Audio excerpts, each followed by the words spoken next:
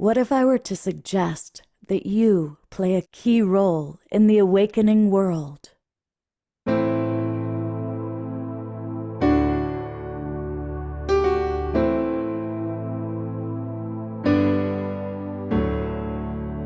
that you are watching this because you have heard the call.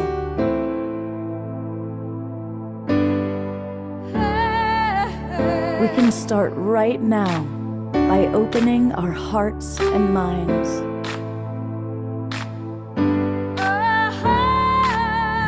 Welcome to the awakening world.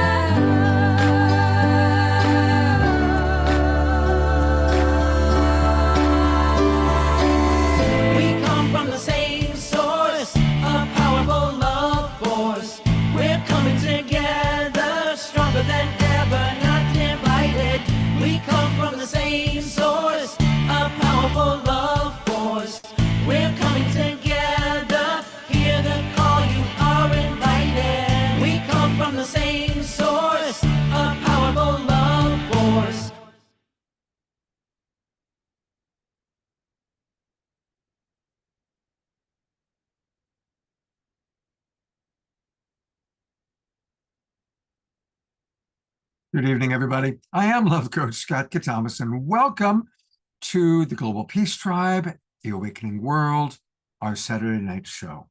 And tonight's a really, really fun show. You know, one of the things I love to do is promote conferences, festivals, summits, gatherings of like-minded souls. And probably one of the most, if not the most important gathering that's kind of happening for our tribe this summer is the EARTHSTOCK Summit. And so tonight we're dedicated to learning all about the EARTHSTOCK Summit. We're going to meet many of the core presenters, the core team putting all of this together. As always, we have some wonderful music. And look at all the people that are going to be joining us tonight. Of course, beloved brother Omashar will be providing us with not one, not two, but 3 songs. It's a 3-song night. The wild monk of the Mystic Monastery, Jerry Anderson, is going to be with us tonight, not just in the audience, but actually talking about EARTHSTOCK, because he's a big part of it. And our beloved friends, Connie and Andrew, back from Australia, always with new film projects. They're going to be with us as well. And another beloved friend that you all know, Maureen Edwardson, is with us tonight. So these are some of our friends that you all know, at least those of you in the Zoom room. But look at all the new people we're going to be meeting tonight. We're going to be meeting Shannon MacArthur. Whoops. There she is. And we're going to be meeting Nan Claudia. And we're going to be meeting Grandmother Gail. And we're going to be meeting the professor, Alan Tratner. And these are all people that are a big part of EARTHSTOCK. We also are going to have Hope Fitzgerald is coming back. And so we're really glad to have Hope with us. There is hope in the awakening world. So welcome back. And I'm now looking for the main man. There he is, Michael DiMartino. And Michael is the guy who's kind of at the center of all of this, putting it together. Welcome to the awakening world, Michael.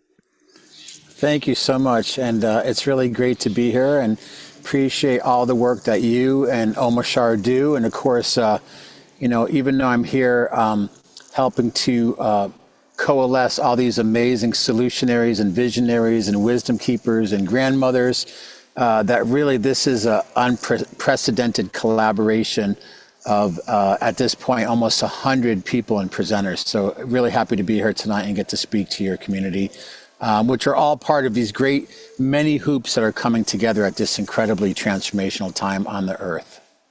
Beautiful. Well, I'm going to let you introduce Grandmother Gail, and she'll get us going with an opening prayer. We'll be talking about EARTHSTOCK all throughout the evening. So take it away, Michael. Great. Thank you again. So, you know, part of EARTHSTOCK, I will say very briefly, We are a foundation, but we're also an event. And the event is really focused on full spectrum regenerative solutions for change. So in doing that, we always invite the voices of our indigenous communities in and their knowledge to be heard. They always have a seat of honor at the table. So with that, I want to welcome my sister and a grandmother and spiritual advisor for this project in our community, Grandmother Gail Thomas. Thank you so much, Michael and Scott and Omashar and all who are gathered here. My ancestral name, Galigia Kariskwe, Dancing Heron, Dances with Death, Mommy Gail. Grandmother, it's really hard to hear you. You've gotten really soft again. So if you could speak as loudly as possible so we can hear you, please. Thank you, Scott. Yeah, I disabled original sound and I'll turn it back on. But my ancestral name, Galigia Kariskwe, Dancing Heron, Dances with Death, Call Me Gail, in Wayumi Ganaita, the river basin of the Long Man in Takiosti, Asheville, North Carolina.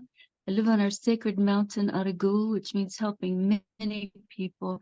And we are the people who resisted both removal on the Trail of Tears and the reservation the federal government calls Cherokee. We resisted by hiding in these lands, in these mountains. And our prayers are our songs. So Michael and I created this song together. And you're hearing it for the first time tonight. No sound? Thank you.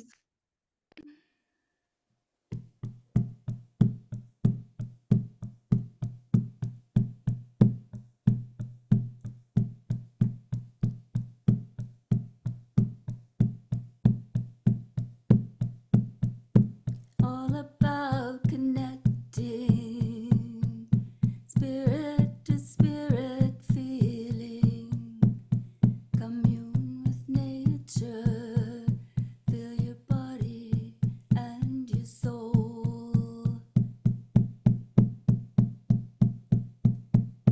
Mend the sacred with the whole. Learn traditional knowledge. Experience each new ledge of creating at the edge. Inspire your spirit to glide in endless skies. Love can surely arise. Uplifting voices, outstretched arms,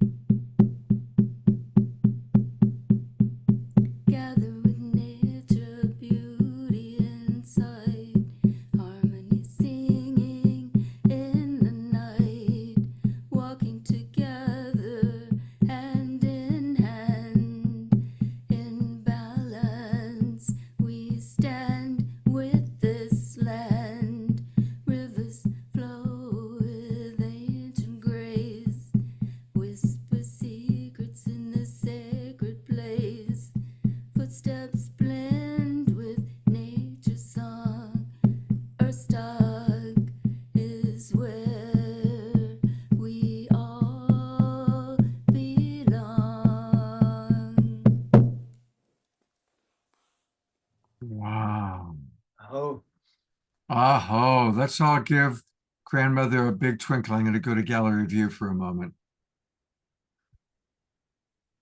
Beautiful, beautiful. Hmm.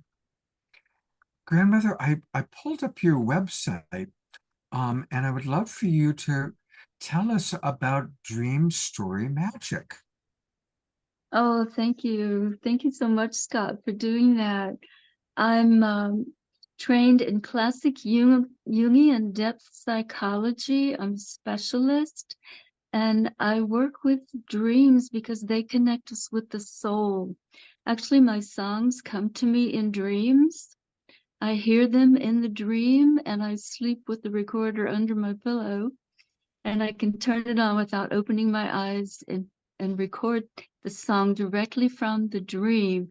And then I have to do the work. I have to bring it into production. I have to finish it. Sometimes it gives me the hook, sometimes it gives me the chorus, sometimes it gives me the whole song, and it keeps waking me up. It gives me 2 lines at a time. So I help others find their song and find their voice using Jungian dream work in this way as well. So thank you, Scott. It's fascinating. You know, you're in good company. Bob Dylan, also, all of his songs come through. I saw an interview and someone said, "How do you write so many songs?" He said, "Oh, I don't write them. I just write them down." And then he explained that same thing very much. He goes to bed, it comes in the dream time, and he writes it down. So that's clearly you're a beautiful spirit for channel, a very beautiful channel for spirit to flow through. And again, a reminder for all of our friends watching on Facebook, you can find her by going to dreamstorymagic.blogspot.com. dreamstorymagic.blogspot.com. And there's some really beautiful things here. I just discovered this when I met her a few minutes ago. So I'm looking forward to exploring all of these beautiful offerings that you're providing for us. Thank you so much. Thank you, Scott. I also do the transformation dance, which Michael and I have created 4 songs for the elements that will be leading dances in ritual transformation for during the summit. Beautiful. A lot of comments are coming in, by the way. Pam writes, "Thank you, grandmother. Your song was heart-opening and connecting." Eleanor Joy writes, "I appreciate Jungian dream work." George says, "That was awesome." Dr. Laura says, "Thank you, grandmother Gail. That was beautiful." Karen S. points out that she also writes songs that come to her in the dream time. So thank you very much, Gail, for getting us off to such a beautiful start. Thank you, Scott and Michael. Another beloved of the Global Peace Tribe is with us, but she's with us in, I think, a different, if you will, a different persona, and that is our dear friend Dana Tomasino.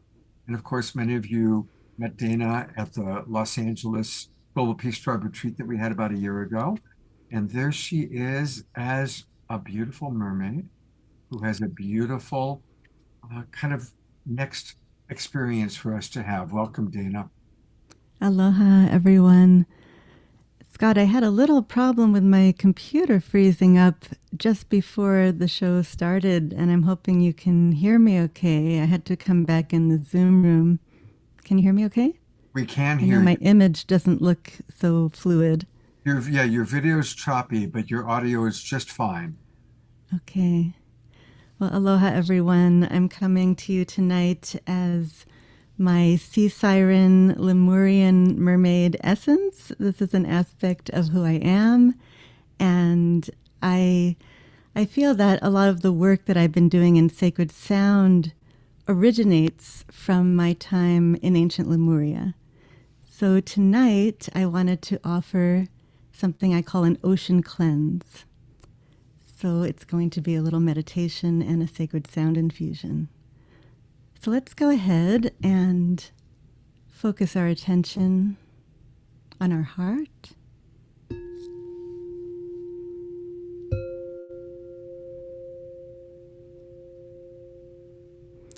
And let's begin to breathe slowly and deeply. with our breath coming in through our hearts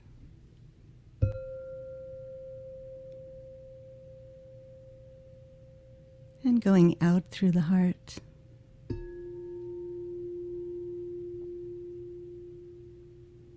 And breathing in through the heart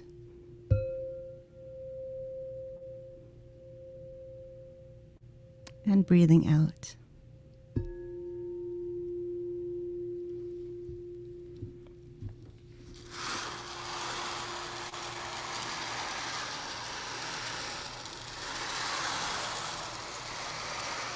Now envision that you are floating in a vast ocean. The waves gently washing over you.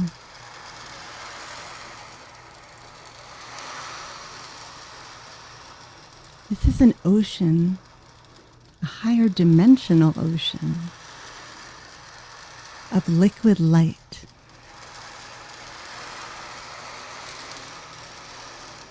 And this liquid light flows directly from source. This liquid light has the capacity and the power to transmute any and all density, physical pain, emotional pain and stress, energetic blocks. So simply relax into this ocean of liquid light.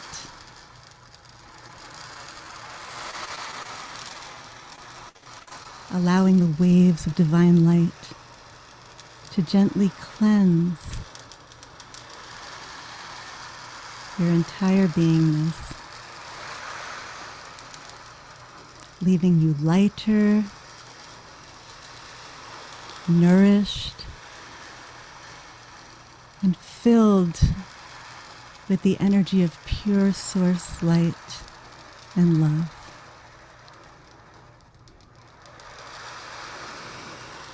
And allow this sacred sound to infuse your beingness and to assist in cleansing and transmuting all that you wish to release from the physical, mental, emotional, and energetic levels.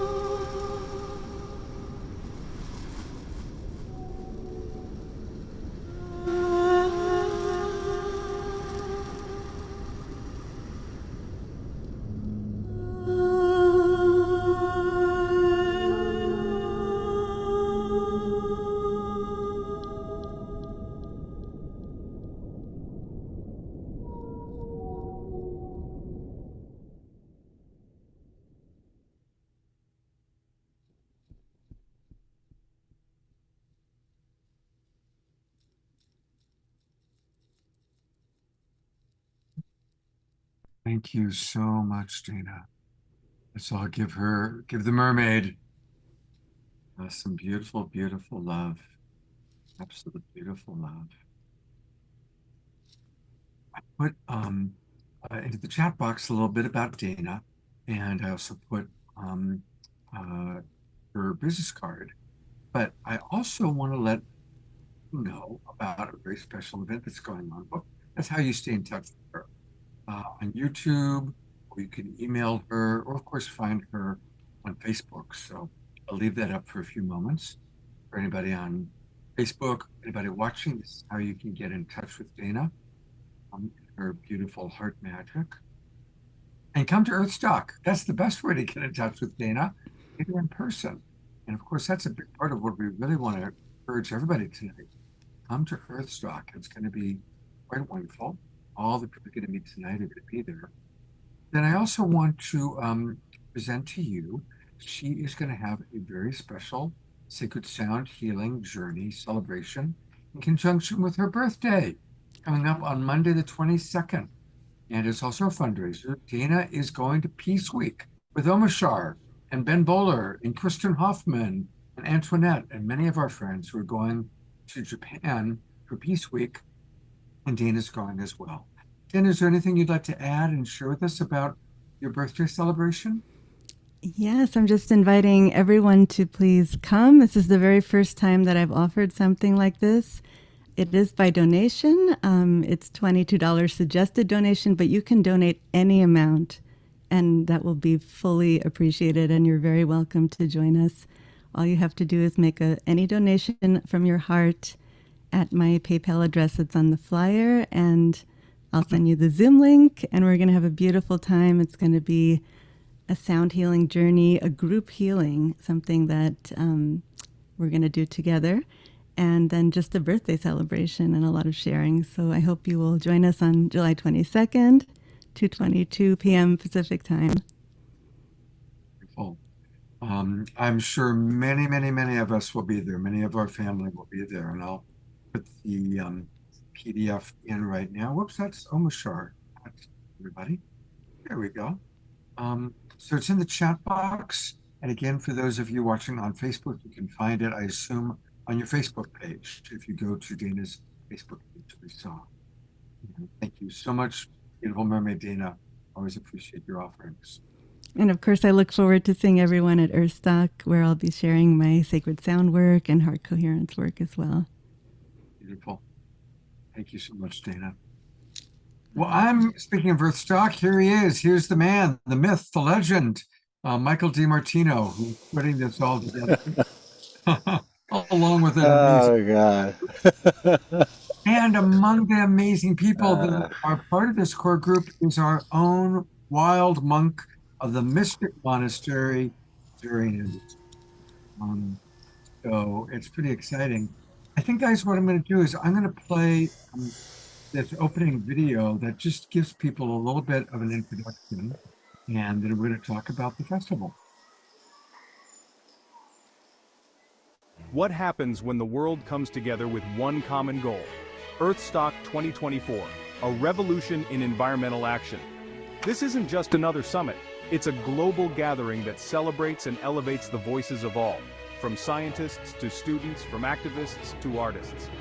At EARTHSTOCK, we believe that solving the climate crisis requires everyone. Yes, that means you too. Whether you're a tech guru, a philosopher, or someone who simply loves the planet, your contribution is vital. Dive into our world of workshops, talks, and interactive sessions. Be inspired by leaders like Heather Lynch, who reminds us that it takes a village to save our planet. Join us in making a pledge, learning about local tree species, or understanding the urgent shifts we need to embrace. Remember, at EARTHSTOCK, every small action adds up to massive change. Let's shape the future of our Earth together. Be the change you wish to see at EARTHSTOCK 2024. Beautiful, beautiful video. So, Michael, maybe start by telling us, how did this all evolve? How did this happen?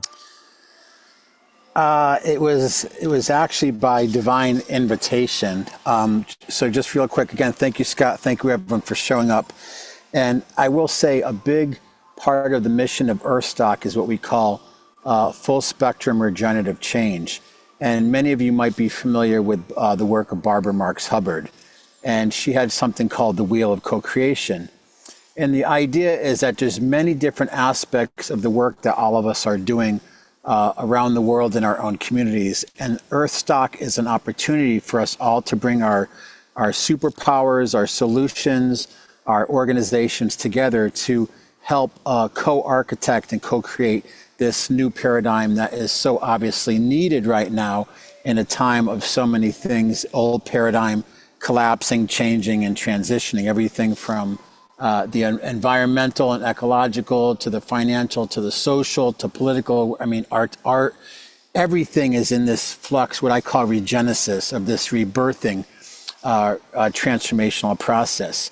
So very briefly, I am an interfaith minister.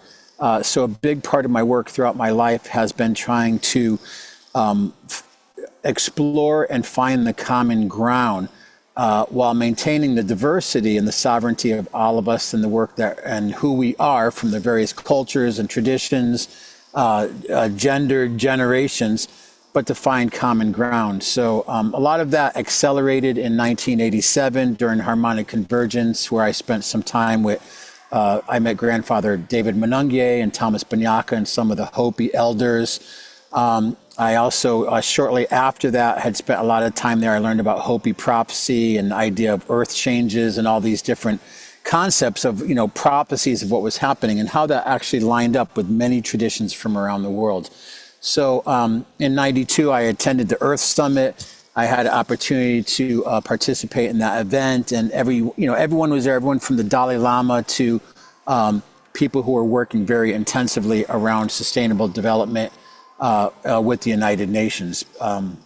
People like Hannah and Maurice Strong, who actually founded the community where I'm living now in Crestone. So there's not to go too far down the rabbit hole, this is a really an evolution of my own consciousness, but also more than just myself and more than EARTHSTOCK. It's just been an expression of this whole transition of what I call from Woodstock to EARTHSTOCK, where we had this zeitgeist explosion of art and consciousness, the American Indian movement, the health and wellness, people like Professor Troutner, one of the co-founders of Earth Day, art, culture, I mean, everything, back to the land movement, women's rights, human rights. We had luminaries like Martin Luther King. So it was this whole really zeitgeist moment of consciousness. And I feel like in the Mayan calendar, we talk about Baktuns. We're kind of at this crossroads again.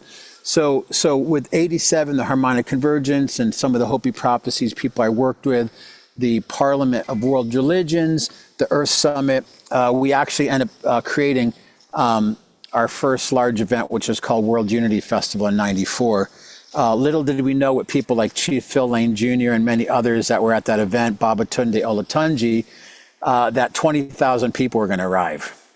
So through that whole unity gathering, which was also coinciding with the birth of Miracle, the first of now many white buffaloes that was born, it was very obvious that so many people are needing and hungry for this idea of unity and collaboration. So here we are years later, and we seem to live in such a divisive world in many ways. So the idea of finding common ground, but also bringing our hoops, bringing our knowledge, bringing our superpowers, our solutions together, again, whether we work with arts and culture, spiritual work with people, whether we work with renewable energy or agriculture, or we work with water, whether we work with health and wellness or media, that we're at this zeitgeist of this incredible transformation, but inviting people. And sometimes, maybe a musician is in a total different universe than someone who works with green technology, who's doing things around solar or wind power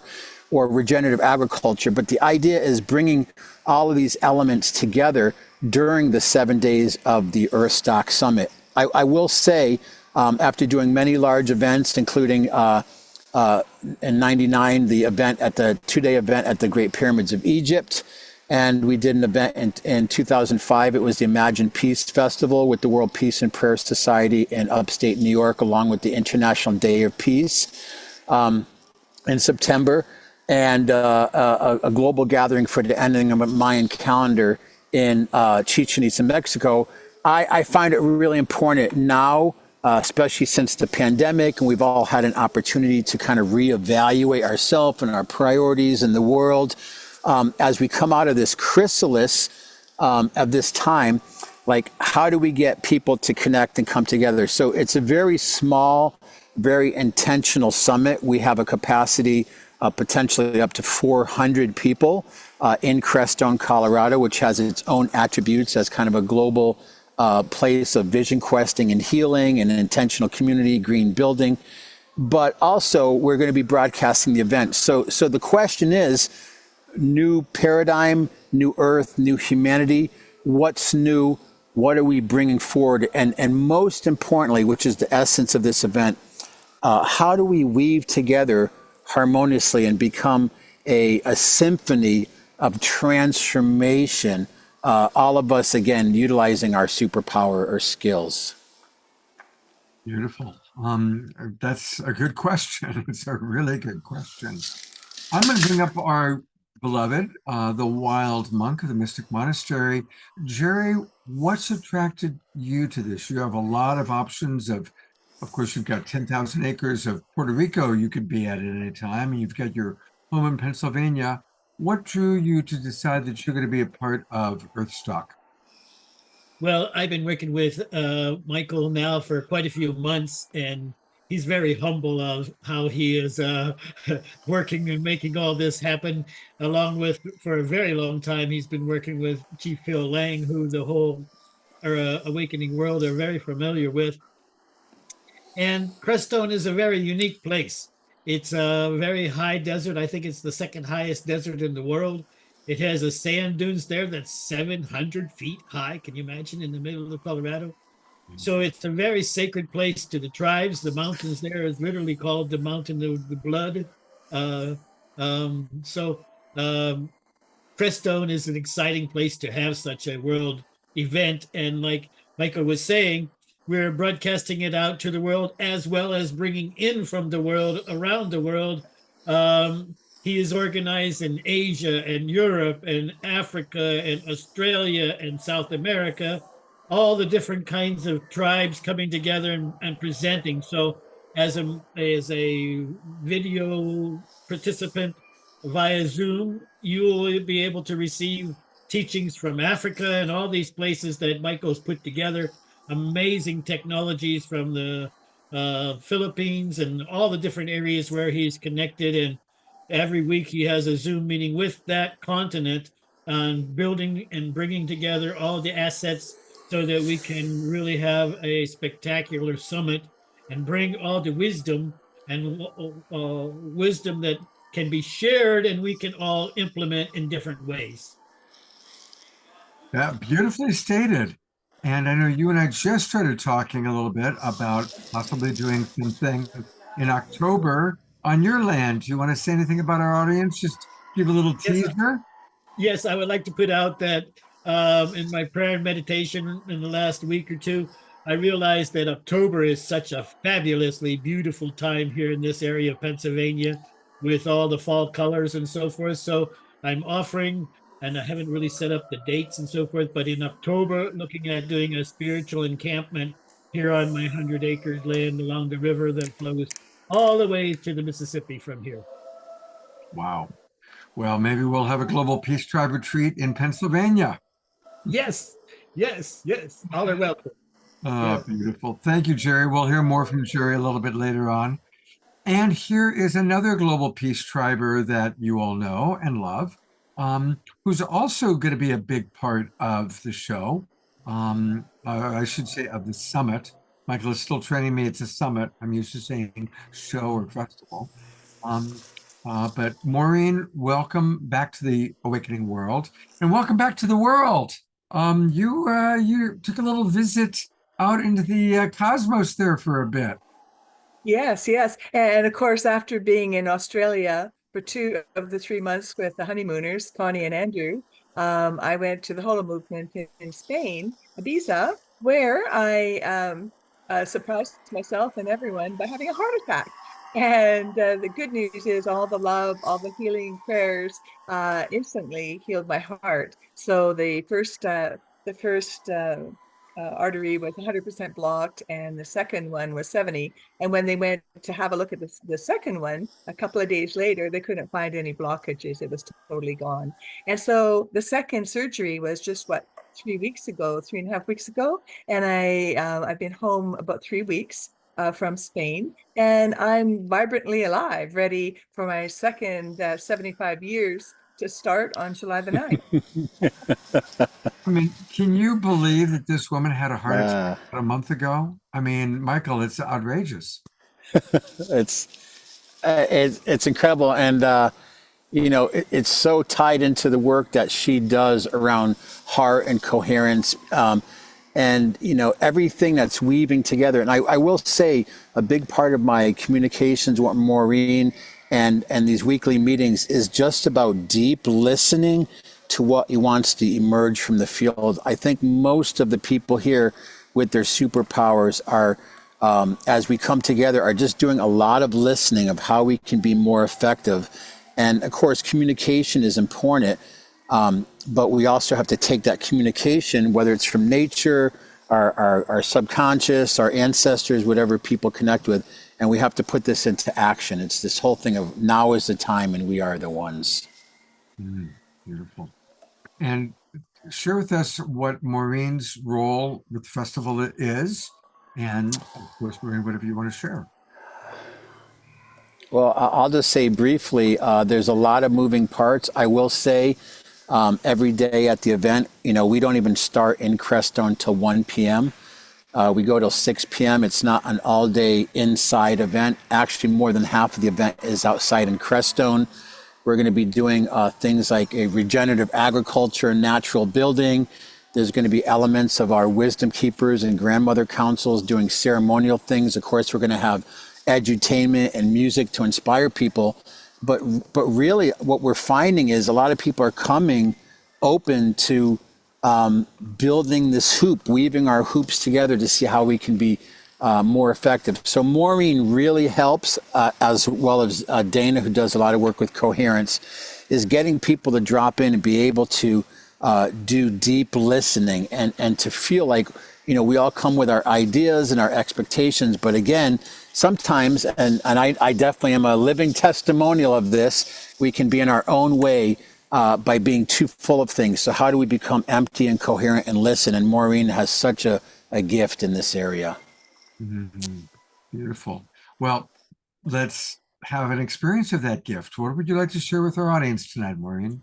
Well, I will be doing daily events on each theme for EarthStock, and maybe Michael can put up what the daily themes are from Monday through Sunday.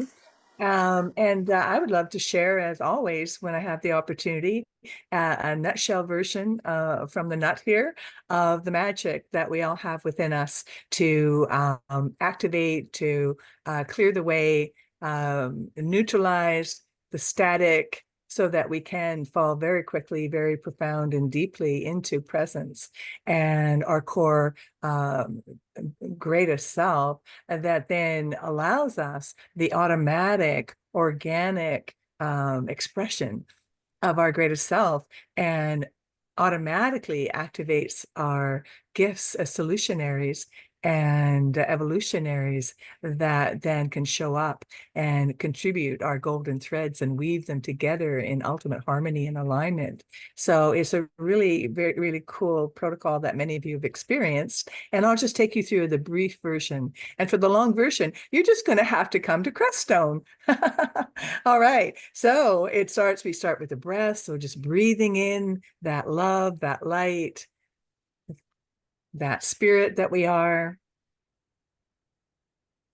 And simultaneously just saying yes and thank you to all of the spiritual team that we have at our sides, all fully surrounding us. Yes and thank you to remembering who we are as infinite beings of spirit. And then just remembering, or learning, if you don't know already, that the body is a magical machine. I can tell you that for sure. And the latest miracle and magic is my heart, which is all new, totally cleansed and cleared and reactivated, regenerated. We have the power of our higher consciousness that is love for a full transformation. So let's just switch it on because it goes to sleep. We got to wake it up. So right together, 1, 2, 3, I'm going to say the word switch on body, and let's just have a beautiful heavenly choir. 1, 2, 3, switch on body. Yay. And so now we are at choice. Who knew we had choice? Who knew that we're in charge of our personal universe? So let's just play and see what can happen. So let's now just open up to the potential that we can and play with the idea and give permission to clear any and all static, any old programs, old beliefs that, do this instead of this, and allowing everybody their own ways that come in, and that oneness that is the unique diversity that we all have a piece of. So all unresolved issues that stand in our way, known and unknown, because they're all happening in our field. They're all happening beyond our mind, and our body no longer needs to keep acting it out. So we can just relax and rest in that place of ease and grace, and allowing all levels of memory, all aspects of who we are. It's a full-scale matrix, super duper defrag antiviral program in that quantum superconscious where everything is here now. It's all available in frequency. And just allow, as you breathe in and out with awareness of your heart, and the operative agreements that allow such a profound shift to happen so quickly, or is that you are agreeing with your own greater self and source itself, safe and appropriate, easy and gentle and gently, instant and permanent, effortless grace. And allowing the part of you that's open to something different being possible in a different way than what we've perhaps ever known as possible. And allowing the part of you that's really ready to step up and be the solutionary, be the evolutionary, be that greater self, shining bright, and allowing the community, to embrace you, and you embrace the community, and all is a most beautiful dance that we get to do together. And so now just allowing the part of you that knows how to go do all this beyond your conscious mind, beyond your body's need to keep getting poked by those signals in your field, all the signals are getting neutralized that are no longer relevant or necessary. So there's nothing else to do except just be in your heart and just breathe with awareness of your heart in and out. And knowing and trusting that in the background, in that place where there is no time, it's already done. And just allowing yourself to feel that end result of the chemistry of wholeness on a whole new level.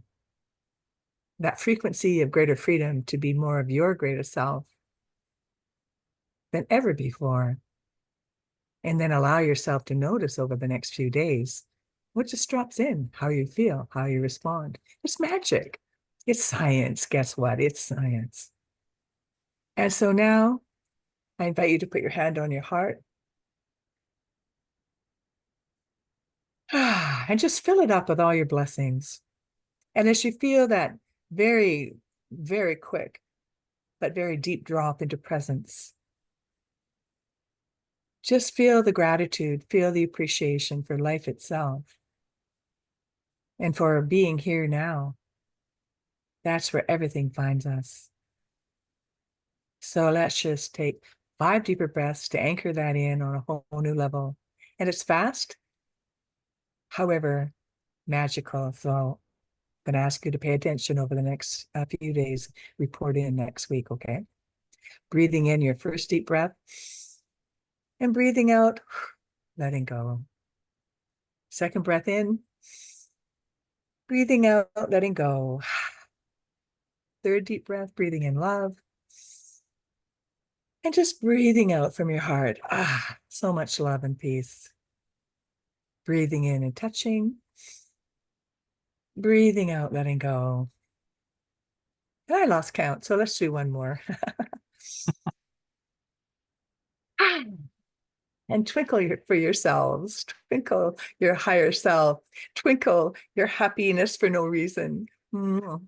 Oh, and do that single touch breath before you sleep, when you wake up. Anytime you happen to get triggered, nobody gets that, but if you do, you get to come back into balance and clarity, clearing anything and everything underneath that in that moment. So it's a beautiful tool. Self-help continues working and strengthening every time when you feel loving, when you feel a beautiful flower, smell a rose, just add that in. So we have that capacity to be the magic. So thank you so much. Wow. Well, there's a reason for us all to be in Earthstock, to have Maureen leading every day something for us. Thank you. And for those who can't make it, I do want to take you to her website. For our viewers who don't know, tell us more about IRT, your inner resonance technology that you do. Because this is, I know, has changed many lives, including Connie and Andrews and some of the other people that are part of our Global Peace Tribe. It's true, and Andrew has a video testimonial on my website, and basically it's just helping us remember who we are, because isn't that the main issue? With all the trouble in the world, we've just forgotten who we are as love. We've forgotten who we are as spirit. And if that's really true, then what is possible?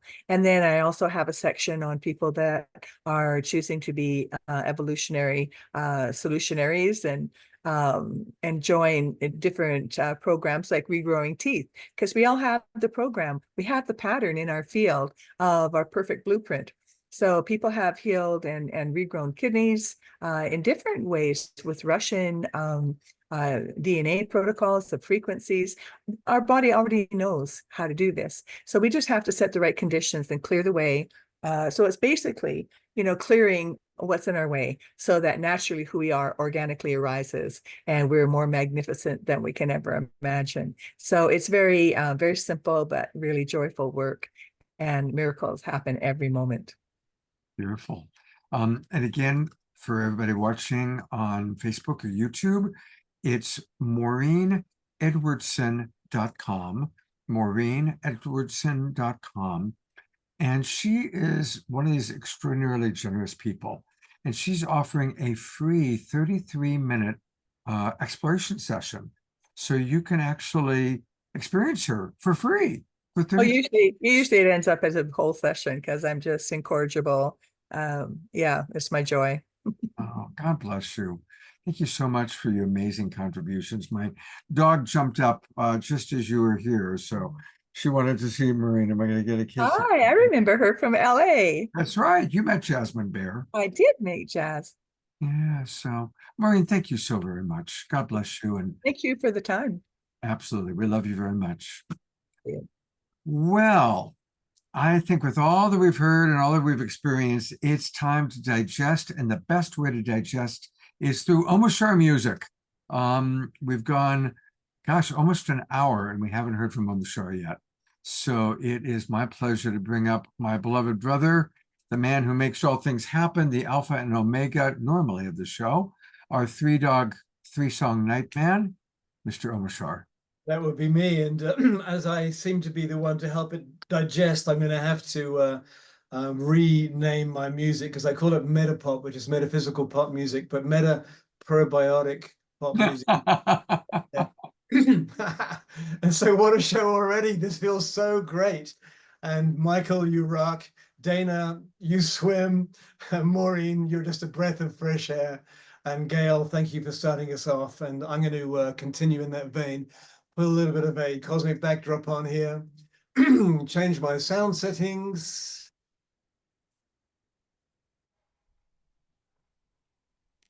Here we go.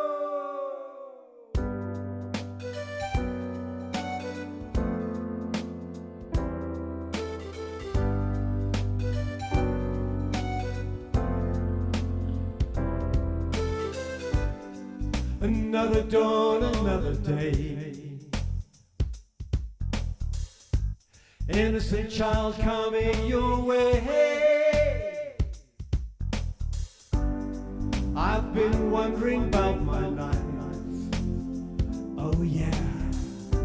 Wondering about my state of mind. then I heard, who is it for?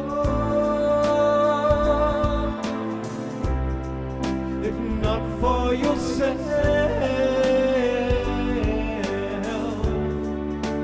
how do you feel? And why do you cry, cry, cry, cry, cry?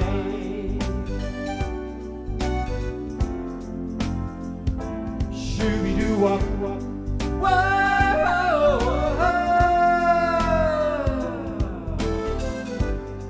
The sun is warming up my mind. Ocean breeze blows me away. And yet still, I've been wondering about my life. Oh yeah, wondering who will take my place. But then I heard, who is it for? If not for yourself, how do you feel? And why do you cry, cry, cry, cry, cry? Who is it for? If not for yourself,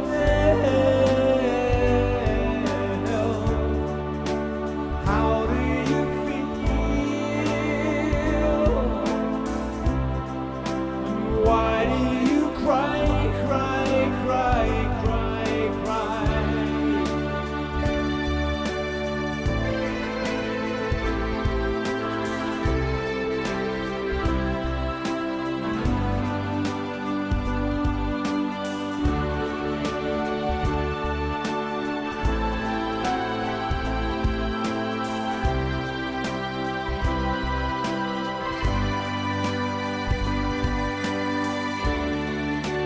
Who is it for? If not for yourself, how do you feel? So come on, let's fly.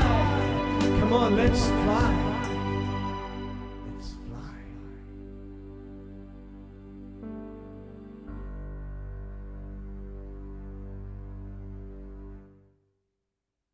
Let's all give a big, big, big, beautiful twinkle for Omashar. I love that song. Yeah, me too. Just It only it was because Another Dawn is about coming into each day as a child, innocent, free of all the shackles, everything that Maureen was leading us through, freeing ourselves from, and then this Earthstock Summit is such a new seed. It's not a new seed, but it is a new seed, and it just became rather obvious that I should bring this song in for this show tonight. So thank you. well, now I'm curious to see what other two tunes you're going to bless us with a little bit later on in the show. Yeah, me too. See you in a bit, brother. All right, Michael, turn your camera on, buddy. There you are. You are going to introduce us to a very extraordinary man, the professor. Absolutely. We're not talking about the one from Gilligan's Island, although he does live on an island. So, and wow, thank you, Omashar. Like, I have to say, you know, I had my mic off. Obviously, I'm here in the park in Nevada City, Nevada. Actually, we call it Nirvana City, which is a city of light by Edgar Cayce. He talked about these places. And as you were playing, in the distance, there's a sporting game going on. And it was just massive crowds of people cheering and yelling. And it was just like such a amazing synchronized crescendo of like ecstatic energy. So thank you so much. That was incredible. You rock, Michael, because that is exactly how I've experienced it sometimes, even though it seems like a separately happening game. It's really the whole symphony. If you listen to it all at once, it's a symphony, and here we are. And thanks for the cheers. I appreciate that. Absolutely. Thank you. So it's with great honor. I will say about 8, 10 years ago, I had the honor to meet our next presenter, who's really become a mentor, Professor Alan Troutner.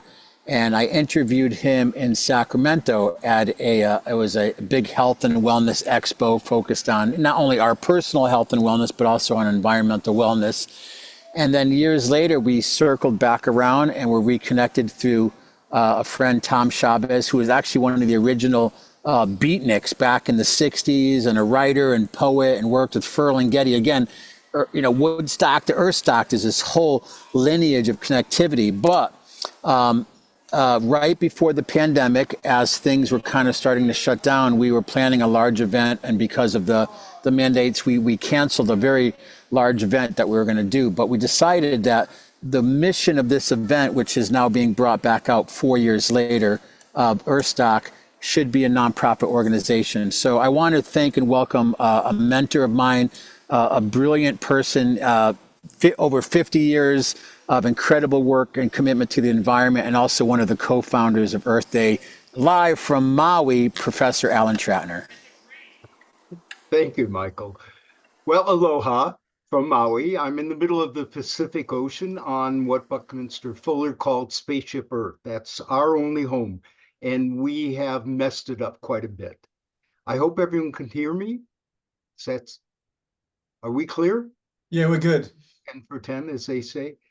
So yes, I was involved in very proudly so in the actual founding of the original Earth Day, and then we went on to do the first International United Nations Conference of the Human Environment in Stockholm, and a gazillion other things. But the most important thing, on the occasion of Earth Day, I founded 2 organizations, the Environmental Education Group, to work with schools, and we did the first modules, environmental education modules anywhere, for the United States and then into other countries. But the most important thing I think that I created out of an inspiration that came in a dream, by the way, was Green to Gold. It was the first and pioneering, longest existing global incubator on the planet. It was all about, if we invented our way into the mess of pollution, how could we invent our way out of that and use our creativity and our spiritual abilities and everything to make a better economy, the green economy, the inclusive green economy.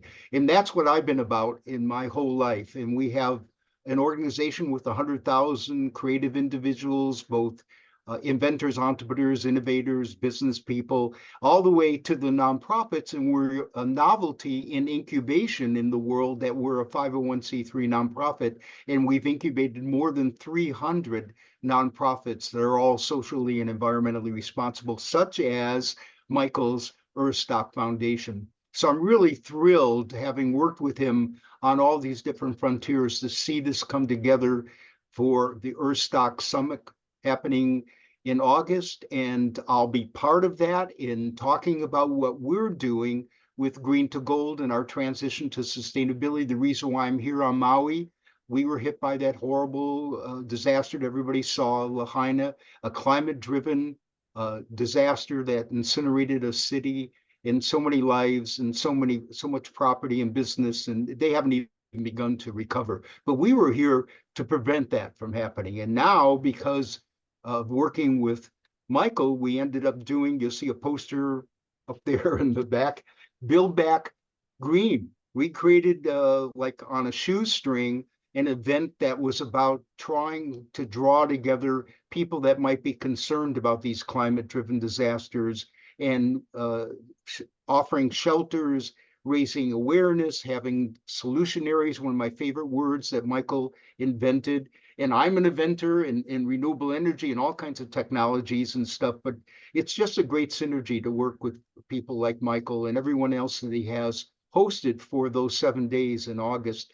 But I will tell you, the other thrilling thing is that last year we had an opportunity to put together, I've been on all kinds of media in my life, Oprah, Good Morning America, CNN, my own national radio show, traveled the whole planet about sustainable economic development. But we've created something called Regenerative Media TV, which is actually grown now from a global platform that allows us to actually push forward all of our ventures and our nonprofits and everyone in between, curriculum and courses about solutions for this planet and how we get to that inclusive green economy, the utopic opportunity that we have to grasp right now. And I'm thrilled about it. And our transition to sustainability and the green economy is a part of that. And I want to help anybody that has great ideas, whether they're for nonprofits, impactful work, or for inventions, new green products, new sustainable regenerative products. That's what we're all about. We're pushing that into that green economy and getting rid of the ones that are polluting. We have a harm-free emporium. Do no harm to humans, do no harm to animals, do no harm to plants, do no harm to the planet. That's a new credo that should be part of our green economy and the way we do capitalism on this planet. And so that's what I'm all about. And I'm so thrilled to be involved in helping push forward the summit and our new regenerative media TV. And to top that off is, wait, there's more. We have created a new alliance that's called Regeneration Global. And it is kind of like the assemblage of all the things I've been talking about, Michael's been talking about, that are needed in the world into a focused opportunity to bring three different major solutions. One is prevention and resilience for climate change disasters that everyone is experiencing around the planet. The second one is the Build Back Green that has taken on a life of its own to help people understand the solutions and how to help their local situations. And we build back from the green economy that's local. That's how we'll get a global green economy, is doing it in communities everywhere. And then the last one is bringing all the forces and the energy that we have of science and technology and solutions and methodologies to do a regenerative world, and bringing that to communities locally, empowering them with a green economy and good green jobs and solutions for hopelessness that children have and other populations around the world. How do you raise the poverty level of this planet without doing something better for everyone? And that's what the global green inclusive economy is about. And that's what we're trying to do. And that's going to be a part of our focus, being involved in the EARTHSTOCK Summit. So we invite everyone to participate and do their best. But if you have great ideas, don't be afraid to get a hold of me, because that's what I've been all about, is helping to mentor and incubate those ideas into things that will power up an inclusive green regenerative economy. Wow, thank you so much for the wonderful work that you're doing. And what's the best way for people to reach you? I've put your website into the chat box. Is that the best way to reach you, or do you want to put in your email address? Sure. It's Alan at greentogold.org. And that's the best way to do it. I mean, we have 100,000 members around the world and 300 nonprofits that we've created, and it grows every day. And the more we get into the media and do things like the EARTHSTOCK Summit, the better more people that care about the planet, about health and welfare of everything, all the species, the biosystem of this planet. That's what we're trying to do. So if you want to reach me about anything having to do with making a difference in this world and how our incubator can help you, our nonprofit incubator, we do not take equity. We try to help everybody push forward those great ideas. So it's Alan at green2gold.org, or just go to our website, greentogold.org. And certainly go to the EARTHSTOCK Festival website. And this is the press release that we had for Earth Day. Michael and I did a 3-day event that was for this past Earth Day. And it was on a Saturday and a Sunday and a Monday, the actual Earth Day. And what we presented was pretty incredible. The first day was about indigenous people and sovereignty and native people. And then the next day was about our 2 Build Back Greens for Maui and for Acapulco in Mexico that got hit by the horrible hurricane. And the last day was Earth Day, where we actually did a live broadcast where I was from Maui. Earth Day has become the largest civic event for humanity on this planet. Billions of people every year turn out, and it's driven by a lot of concern of the youth in the world and people that understand that this is our only home And this is where we get our survival from, and we better protect this system and make it better for everybody. I have a 10-year-old son, Quest, and now I know why I exist. I'm no longer the center of my own universe. And we got to make a future for everybody that's sustainable and healthy and makes economic sense. We don't have to destroy the opportunity for people to make a living and to help charitable institutions. We want to do that with good green jobs. Alan, there's actually a question that just came in, which I do want to ask you. I'm going to take a few extra minutes here. Grace asks, what can be done about the nations who feel at an existential threat, both economically and in terms of not having their voice effective any longer on the world stage because they are dependent on fossil fuel gains for just about everything? What an excellent question. I'm going to exceed my time if I answer those questions. Yes, you may exceed. I'm as God of this show, I'm granting you extra time. Okay. Well, then I won't be worried about that. Thank you. Excellent question. So part of what I was talking about in those three focuses of Regeneration Global, this new alliance, and what is going to be talked about and presented at the EARTHSTOCK Summit, is that we have the solutions. I've always been about transition. Now, there are some real bad players, bad actors on this planet, greed and terrible things and terrorism and all that. But for the most part, everybody that's doing a capitalistic or other kinds of systems, they're producing products and manufacturing things, and people were trying to driven to, have the great freedom of being their own entrepreneurs or creating jobs and all that. And I always wanted to transition from where we are that's polluting to a non-polluting world that is more fair and equitable for everybody. And that means men, women, and every kind of person you can imagine.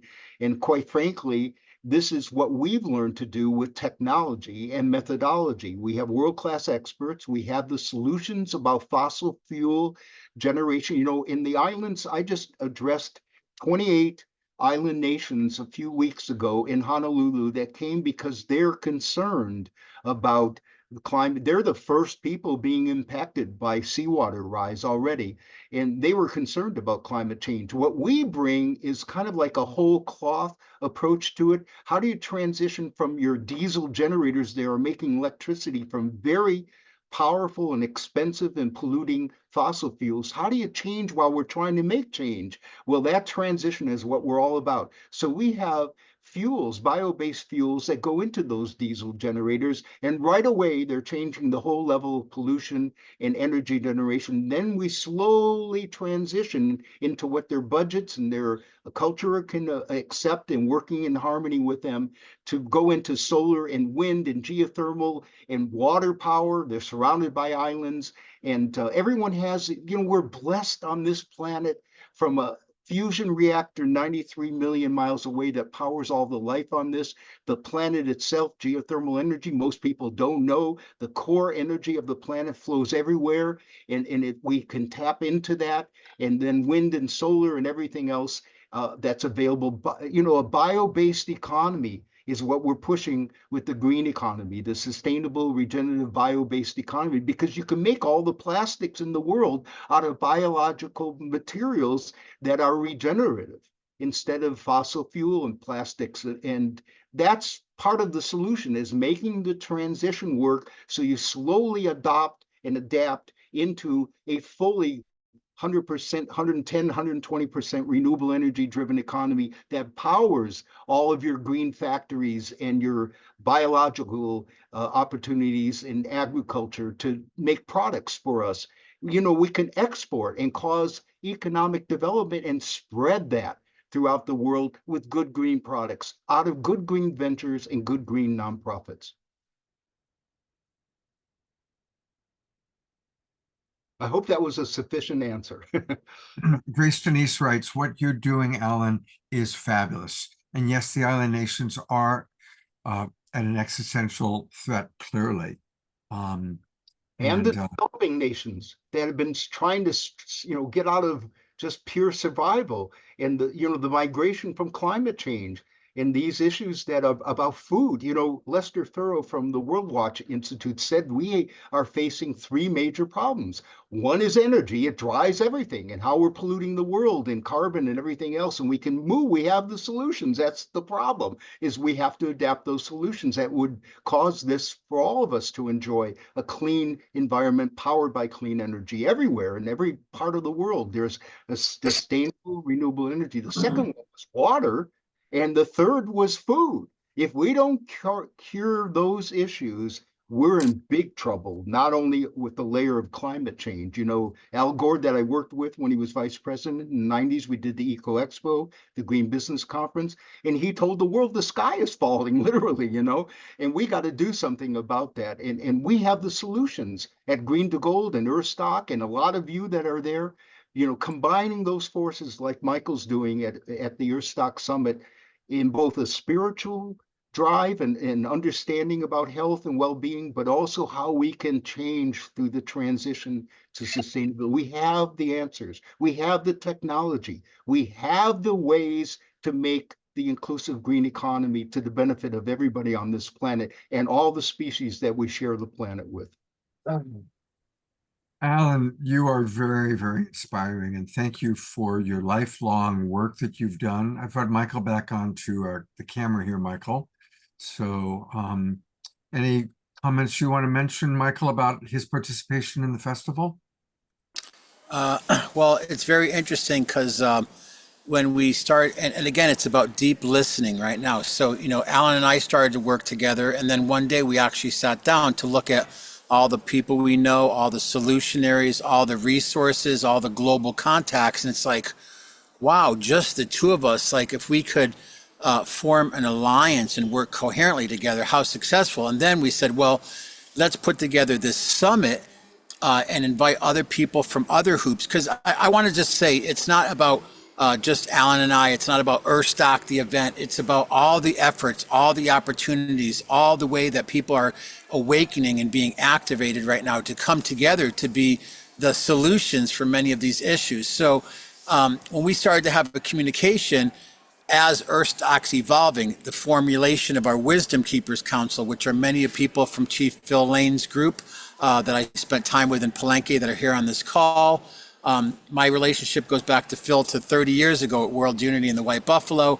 The people that Alan knows, the people that you know, Scott. So it's been this whole thing, being invited in by Chief Phil Lane, meeting Ben Bowler, who will be presenting, meeting John Raymer, who's going to be involved in the event. It's like, we can do this. So someone said the other day, they said, you're such an apocalyptimist.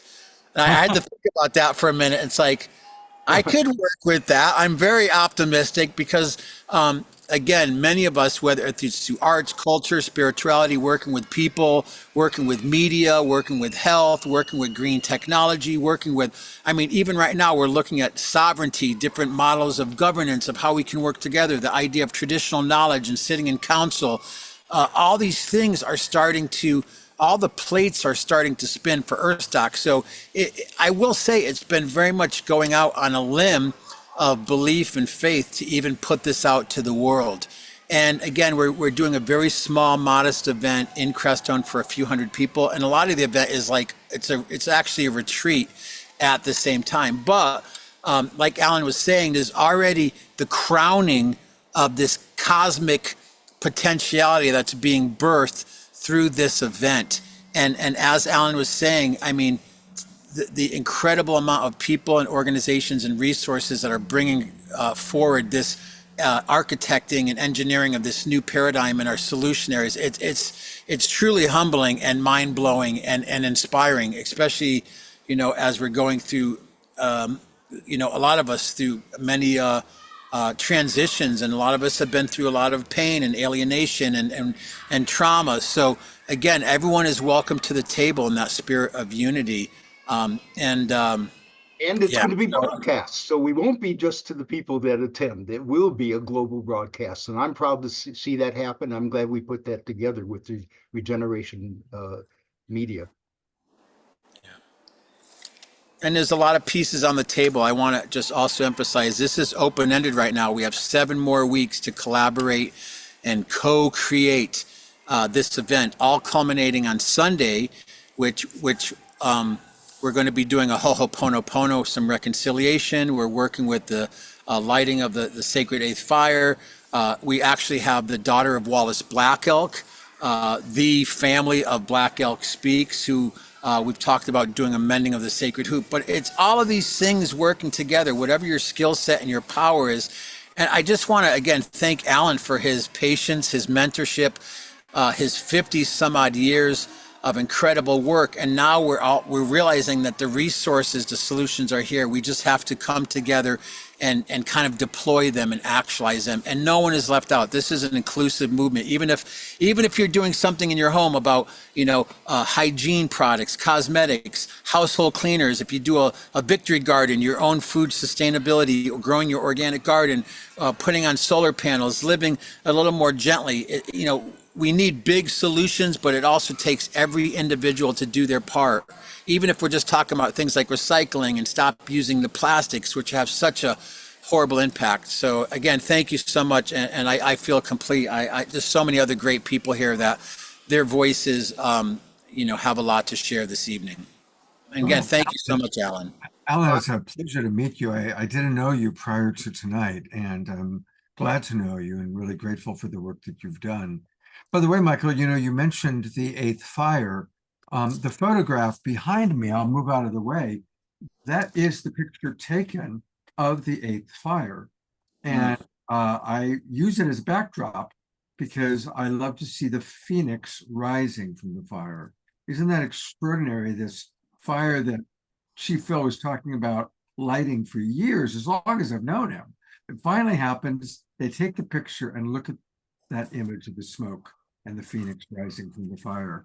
And that could, if we take that and put it along with your wonderful word of being an say it again? Optimist. Optimist. Sounds like a sea creature, Yes, right.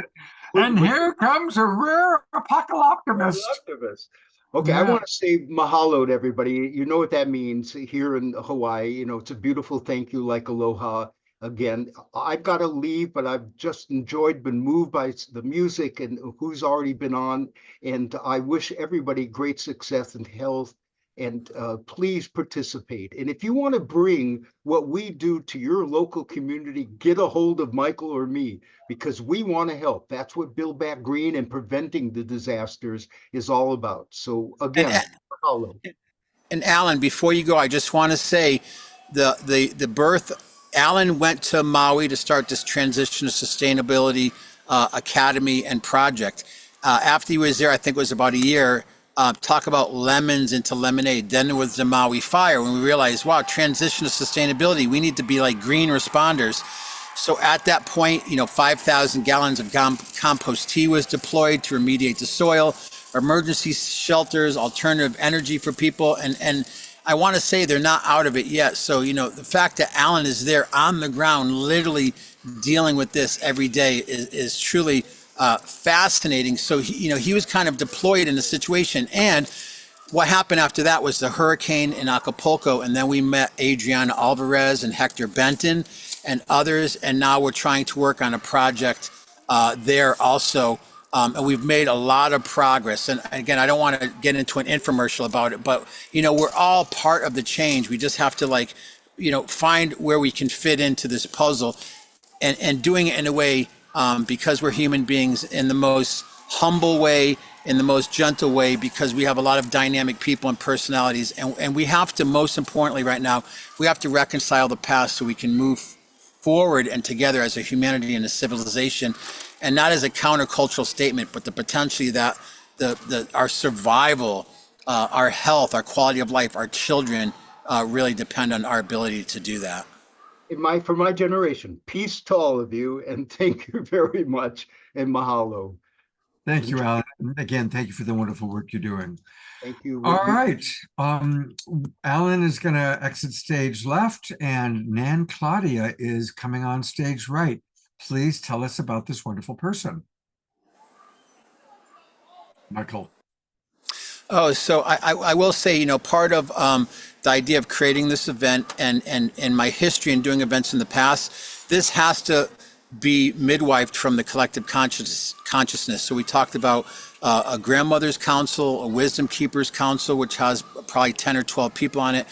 But I want to say we're very honored and privileged because Nan Claudia actually wears both hats. She's initiated in Mayan tradition as a wisdom keeper, and she's also a grandmother, and she brings a lot of knowledge and also production skills. So she's a very multidimensional person, and I really love and appreciate her, and also her partner James Whitetree. So welcome, Nan Claudia.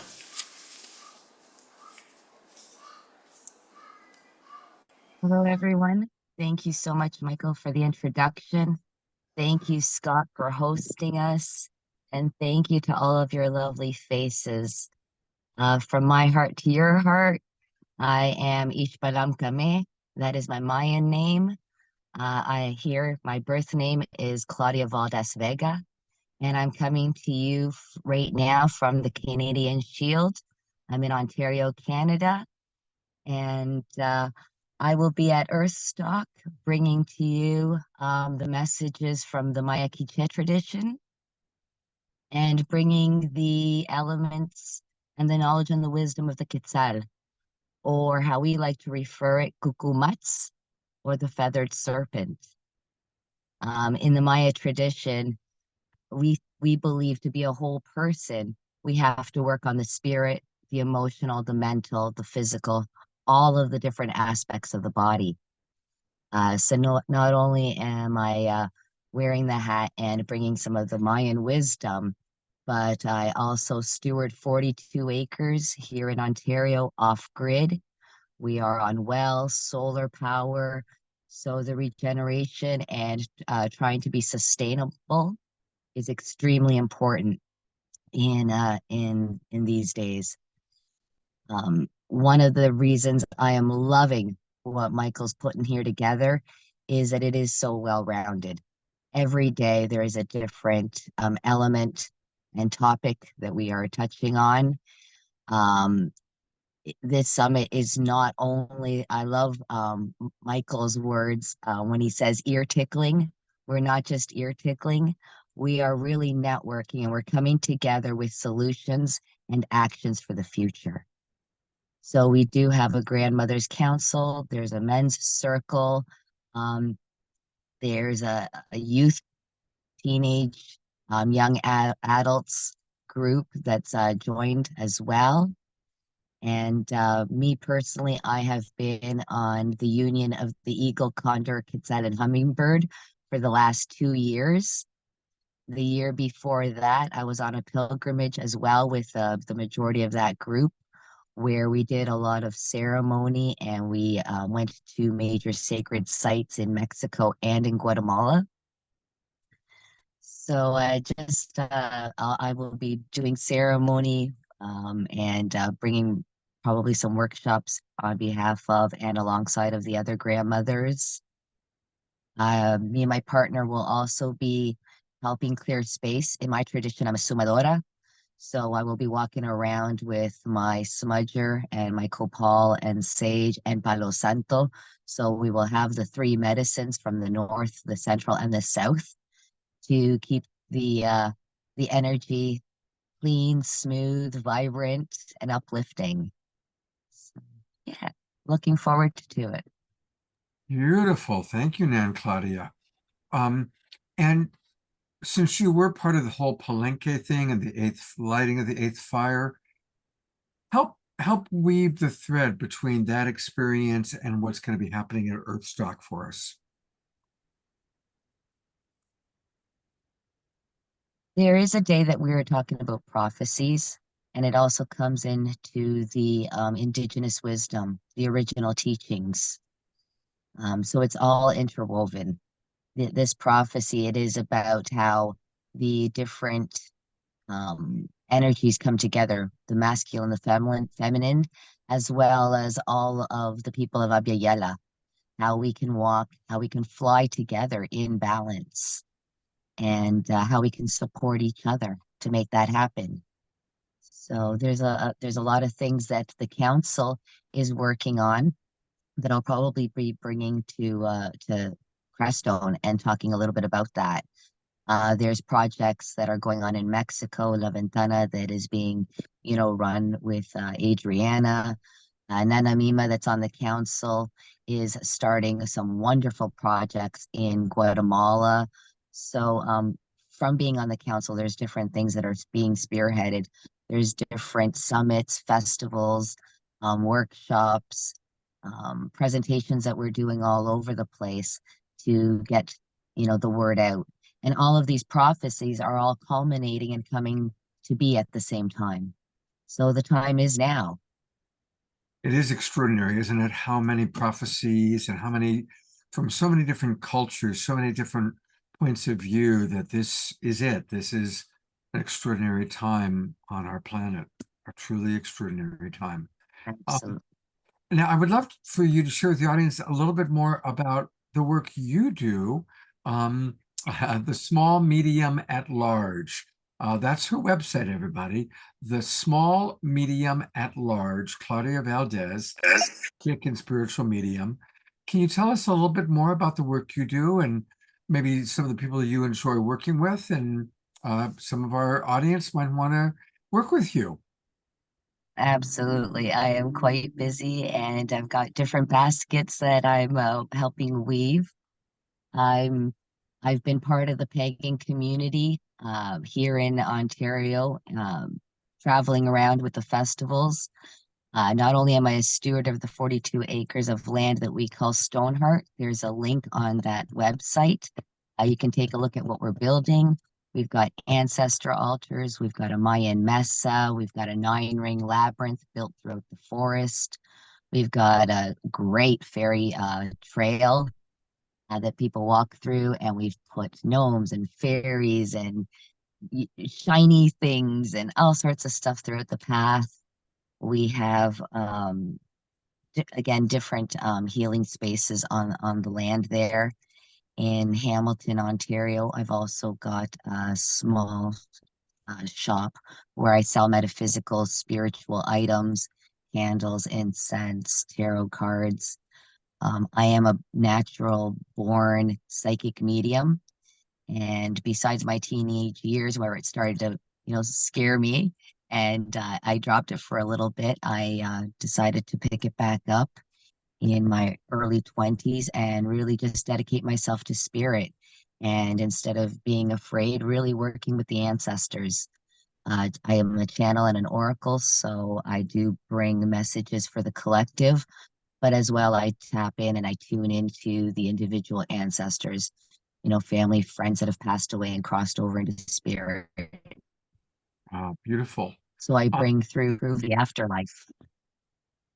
Dr. Laura has a question. Yeah. She asks, Nan, could you please tell us a little bit more about the 6th sun, which is what we are in right now? Oh, I think that's way too much to go into. Oh, okay. Totally caught me off guard. And that's big. That's like talking about the Mayan calendar. I mean, the Mayan calendar is a living, breathing, ever-evolving calendar that teaches us how to live within, the heaven and the earth, the cosmos, and everything within it. The 6th sun, like the 8th fire, like the prophecy of the union of the birds, they're really in depth. Maybe we'll touch upon that at EARTHSTOCK. Tune in. That's a good one. Right? Tickets are on sale now for anyone who can't join us. So that has been released. Tickets are on sale to join us. We have a GoFundMe. Please support. Beautiful. Nan, Claudia, thank you again. It's good to see you again. God bless you so much. Thank you so much for having us on your show, Scott. It's lovely to be here. Absolutely. Thank you. Many blessings. You have such beautiful energy, just beautiful. All right, well, time for some more digestion. Time to move and groove. So I'm looking forward to seeing Maureen and Jerry and everybody else moving and grooving and dancing because it's time for some more Omashar. Yep, that would be me. And Nan, I agree. You have such amazing energy. In fact, everybody, the presenters this evening has amazing energy. And it's lovely to see all these hoops coming together. And I'm so honored and grateful to be a part of it. And anyway, now for something completely different. And well, not really, but here we go. This is a sign. Here's another sign. Here's another sign.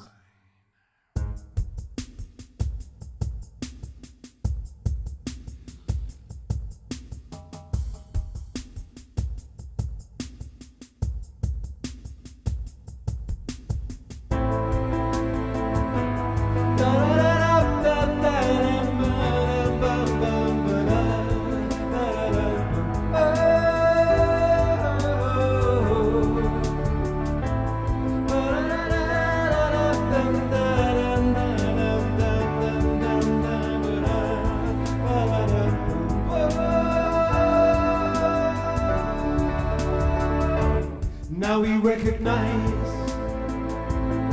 we've been hypnotized. The spell is wearing off,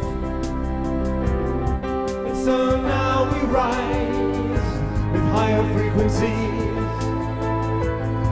There is no disguise. The truth of life itself is now realized. Love is reaching through the hearts of me and you. Our world is waking up to our different points of view. 'Cause now we recognize we've been hypnotized. The spell is wearing off, and so now we rise with higher frequencies. There is no disguise. The truth of life itself is now realized. So shake yourself free of the past. No longer do we walk in the dark, and show each other what we can do, and let the light shine right on through.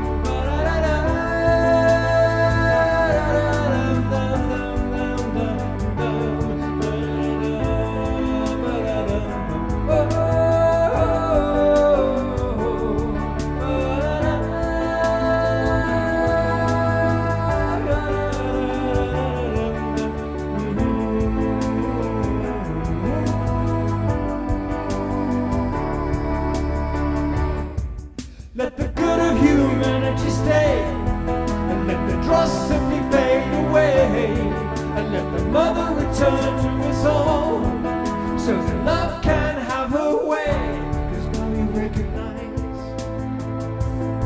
we've been hypnotized. The spell is wearing off, and so now we rise with higher frequencies. There is no disguise. The truth of life itself is now realized. Because love is reaching through the hearts of me and you. Our world is waking up to our different points of view.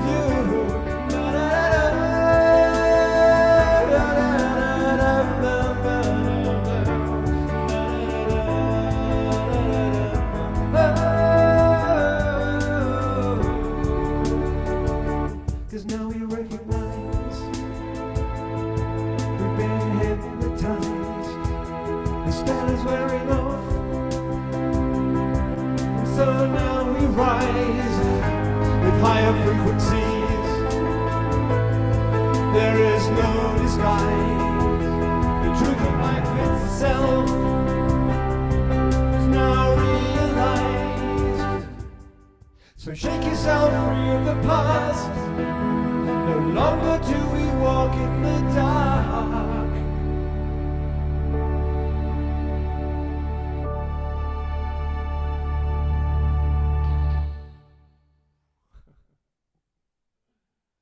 Let's all give a big, big twinkle because now we realize that we have been hypnotized. And no but longer do we are walk in the dark. magnetized by the great Omashar.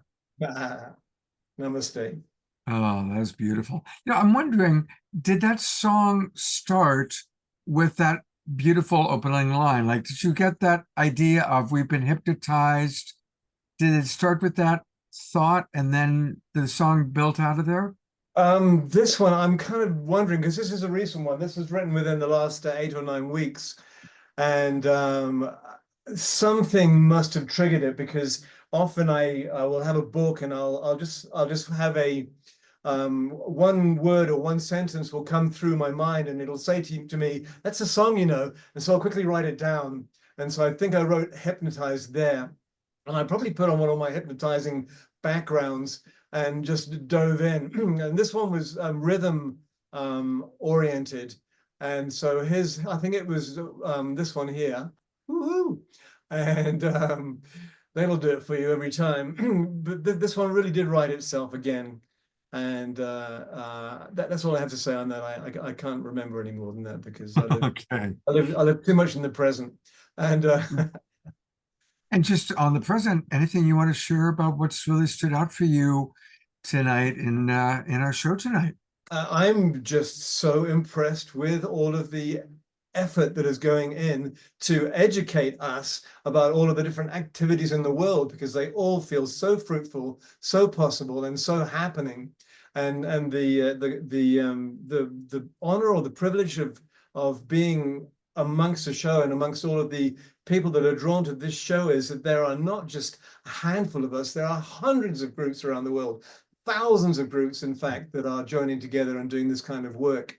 And you look globally, it's amazing. So there really is an uprising, and I really do feel that the tipping point has happened, in that there are more focusing into the positive and the regenerative than is necessary for the entropy of the planet. I think we're good, but it's not a matter of saying we're good and going back and being on a hammock. It's, we now have to fill our moccasins and walk them, and hand in hand with each other, because we found people that we can trust, who are heart-centered, and that is such a blessing. Thank you so much, Omashar. As Margie just wrote, love listening to Omashar. He's like the fifth Beatle, only better. And Omashar, you're such a miracle. Maureen writes, Swami Vivekananda would say the great uprising. The great uprising, exactly. Swami Vivekananda, I know. We'll have to find him again sometime, because he inserts some good irreverent. It is time to have the Swami back on the show. I agree with that. All right, ciao. All right. Well, we have another wonderful friend. Carol just wrote, I see so many of our global peace tribers in almost every meeting I'm in, Zoom rooms around the world. We are the ones we've been waiting for. And it's really true. Unity Earth, Soul Search, we're all kind of finding these ways to weave together. And our next guest, it's a good example of that. Our next guest is a wonderful woman named Hope Fitzgerald. Some of you saw her on the show previously when she was here collaborating with Gary Malkin. But then, lo and behold, she's also going to be presenting at EARTHSTOCK. And I thought any excuse to have Hope back on the show again, because both times you've been on before, Hope, I've always been very impressed with the wonderful work you're doing. For people who don't know or remember, she's a spiritual teacher, intuitive dowser and coach, healer, end-of-life midwife, and a certified neurofeedback practitioner. And of course, when she was here with Gary Malkin, you were talking about the wonderful work you're doing with graceful passages and helping people to not only transition, but also those of us who are helping people to transition. What are you going to be doing with EARTHSTOCK, Hope? And welcome back. Well, thank you so much. And boy, oh boy, what a lineup tonight. And I've been introduced during the show, I've been introduced to people I have not been aware of, and I'm just so grateful for this opportunity. And I have to thank Shannon, MacArthur, because it is through Shannon that I am invited to this incredible event, and I'm so humbled to be a part of it. What I think I'm bringing to the table is the infinity wave, this tool that came to me in a series of visions back in 2010 that I've been teaching about ever since. And if there's one thing that I can say about the infinity wave, it is a great unifier. So for all these different people with all their different approaches, the infinity wave has the mechanism to pull everyone together into the same boat, so to speak. It is the shape of the infinity, and it could go up or down, sideways or upwards. And it's made of flowing water. And there's a whole reason for the geometry. It's an old geometry. We know that it's got its own magical powers. But the water is an extra element. And it's not just because the very beautiful fact that water is conscious, and people like Veda Austin are making us everywhere aware of that nowadays, based on even before that, Dr. Emoto.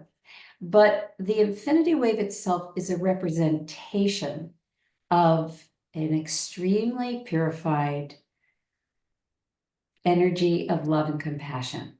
So high, let's say 10th dimensional, not to get into the weeds on that, but so high and pristine that we really don't feel it so much. It's not a feeling. We don't have that on this planet. We have emotion, but the infinity wave is a higher vibe than that. And the effect that it has is to lift all boats into a higher place very quickly and effortlessly. So I think that's what I'm bringing to the party. Shannon, correct me if I'm wrong, but I think that's what I'm going to be sharing. And it's also a tool for spiritual evolution. And if there's anything that I have taken away from this evening, is that it's all talking about the next phase of our existence. And so the infinity wave is here as a tool to help us evolve without so much struggle, without the breaking free of the ways it used to be in the past, which was very dualistic. Things took a long time.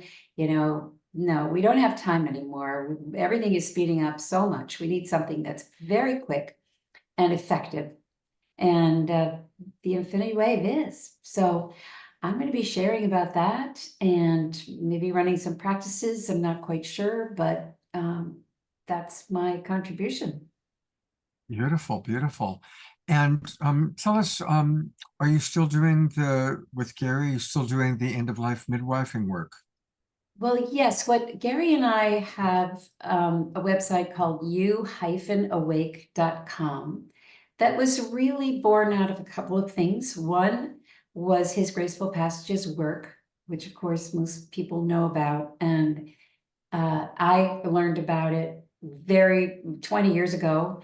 And before I ever knew who Gary was, I was employing the Graceful Passages for my own mother's passing, and it changed my life. So what we did was, Gary has wanted to do a workshop on Graceful Passages for all this time. And when we met and I introduced him to the infinity wave, we just said, okay, now's the time. So we put together a Graceful Passages workshop, which is really focusing more on grief literacy, how to move through grief, how to emerge out the other side. And we have a 4-step process for that. The other thing that happened was post 9/11, not 9/11, post the pandemic, I was noticing that everybody was sort of going about life, but in a kind of frozen state, not quite fully back in and in a vital state. So we put together this workshop called You Awake, Mastering the Art of Change, because so much change was happening so quickly, stacked one on top of the other. And most people, when that much change occurs, we tend to freeze. We stay in the cave, right? We don't want to go out because the big animal might be out there. I mean, it's scary. So we just cling. But that's not how we want to live. We want to live in flow. We want to be in a flow state. We want to be vital. So that workshop, the You Awake Mastering the Art of Change workshop, is really more addressed for change literacy. And we actually have a workshop coming up in July. So yes, we are still working together very much hand in hand. And these one-day workshops are actually pretty miraculous at turning people around very quickly. Beautiful. Well, I'm going to go to your website real quickly. I was able to find it while you were chatting, and it's a beautiful website, actually. I really like it. But let's share it with our audience. Here it is. And again, if you're interested in learning more about the work she's doing with Gary that she just described, you-awake.com. And look at these beautiful faces. That's where you can learn all about what they're doing. She mentioned courses, so here's where you can find out about the different courses. And here's the big event she was just talking about happening on July 20th. There she is. And that's Saturday, 9 a.m. to 3:30, 12 p.m. till 6 p.m. Eastern. And thank you so much, Hope, for being with us. Oh, it's such a pleasure. Thank you very much for having me. And thank you, Shannon, for inviting me to be with these incredible human beings. I'm very excited about it. I'm going to bring Shannon up real quick so you can see her. And hi, Shannon. Hello, Hope and Scott. This is very exciting. I'm so glad that we have this opportunity, Hope, to highlight you and your work. When you came to Humanity Rising was the first time that I got exposed to your work, and you introduced me to Veda Austin. Oh my gosh. And this, you have done amazing work. And I knew Gary Malkin because I was part of Peace Week last year, and I met him there, and I worked with him there, and he was delightful. And so you were his excuse for not working with me. Oh, yeah. So when I met you, it was like, oh, well, of course. And so I'm really glad to know the other part of the story and what you have brought with the infinity wave. I now use in my meditations, that figure 8, that flow, going down to the earth and up to the source, and having them meet in the middle. Oh my gosh. And your voice is so beautiful.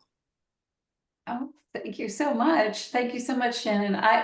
I have been in the last month or so, a lot of people have started coming my way, and I've been hearing fresh voices talking about how the infinity wave. I just feel like there's a readiness now that people are hungry for it. So they're telling me day after day how it is just making life easier and more full. So I'm really happy to hear that you're having a similar experience.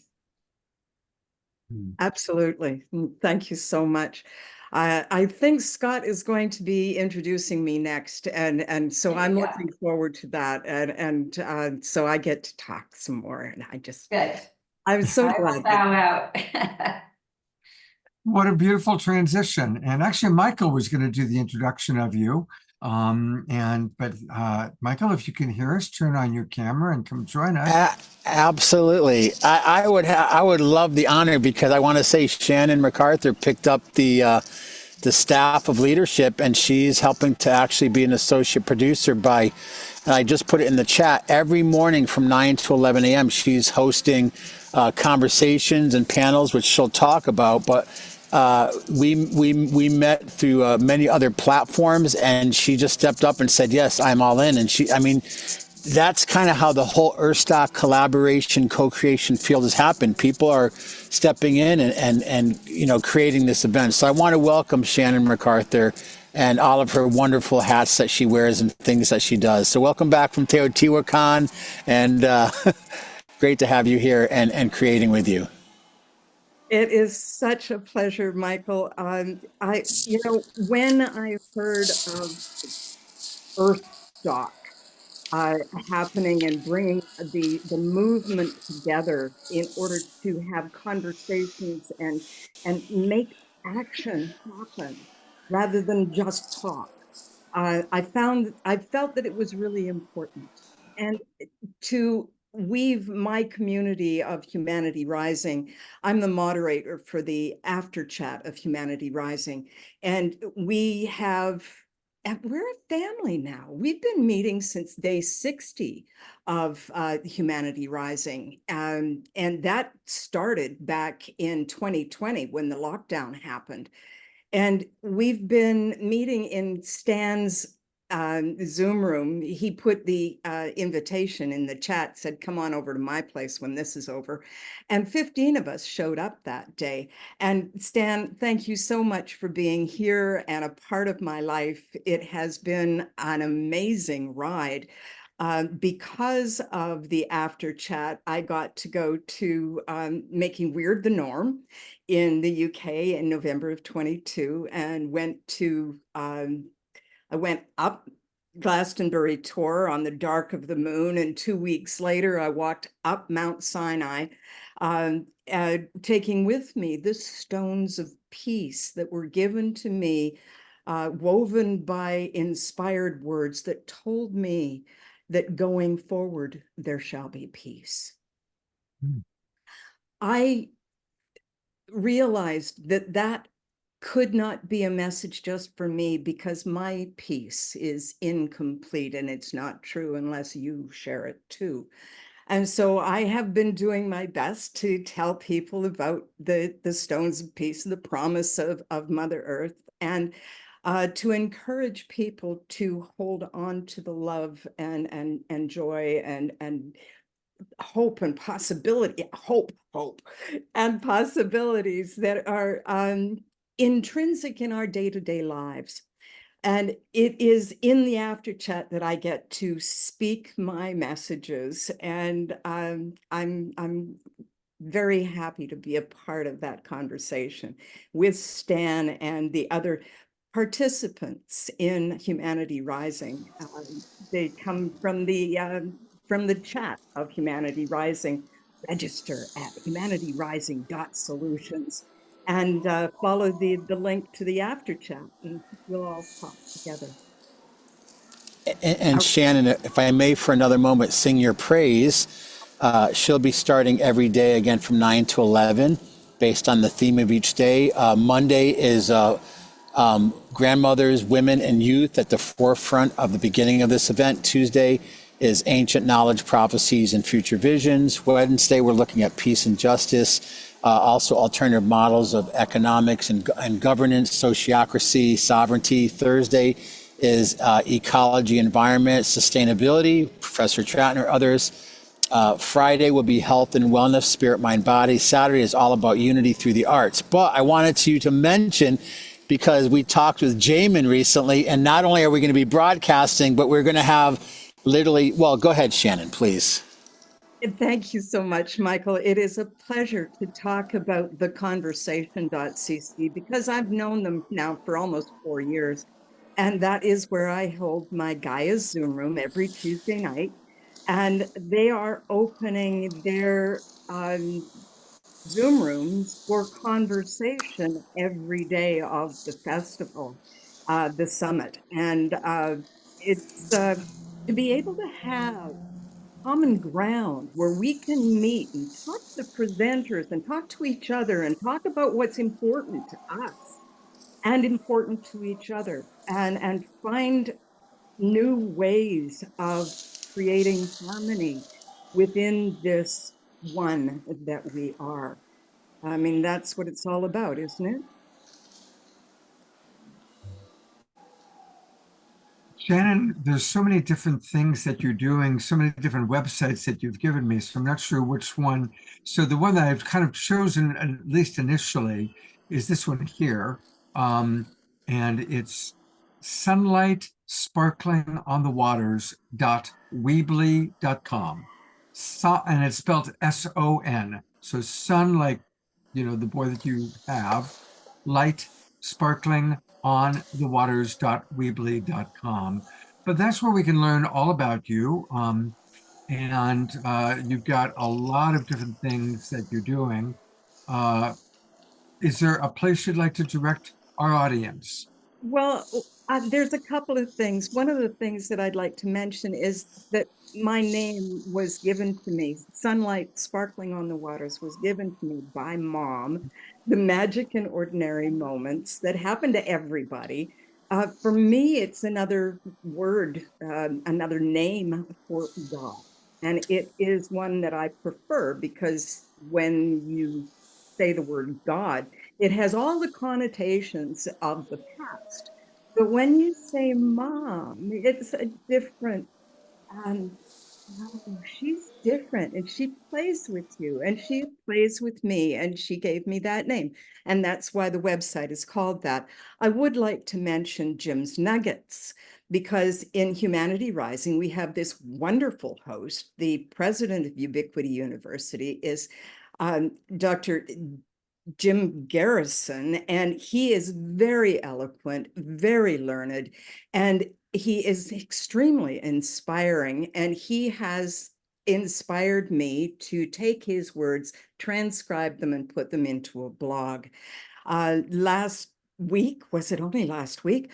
I went to Teotihuacan, Mexico, to join him and more than 70 others on pilgrimage. And we went through ceremony and because he was inspired by the Kogi message from Mother Earth that we were talking about in the chat just here a little while ago. And that has inspired everything since September of this year. And the pilgrimage and trying to see past the bad news of that prophecy from the Kogi into how we can respond in a good way. Rather than throwing our hands up in despair, our leaders are never going to bow down to Mother Earth, silly people. Instead, we have to find our own way. And it's true. Each one of us needs to respond to Mother Earth's message in our own way. And well, there's just so much to say.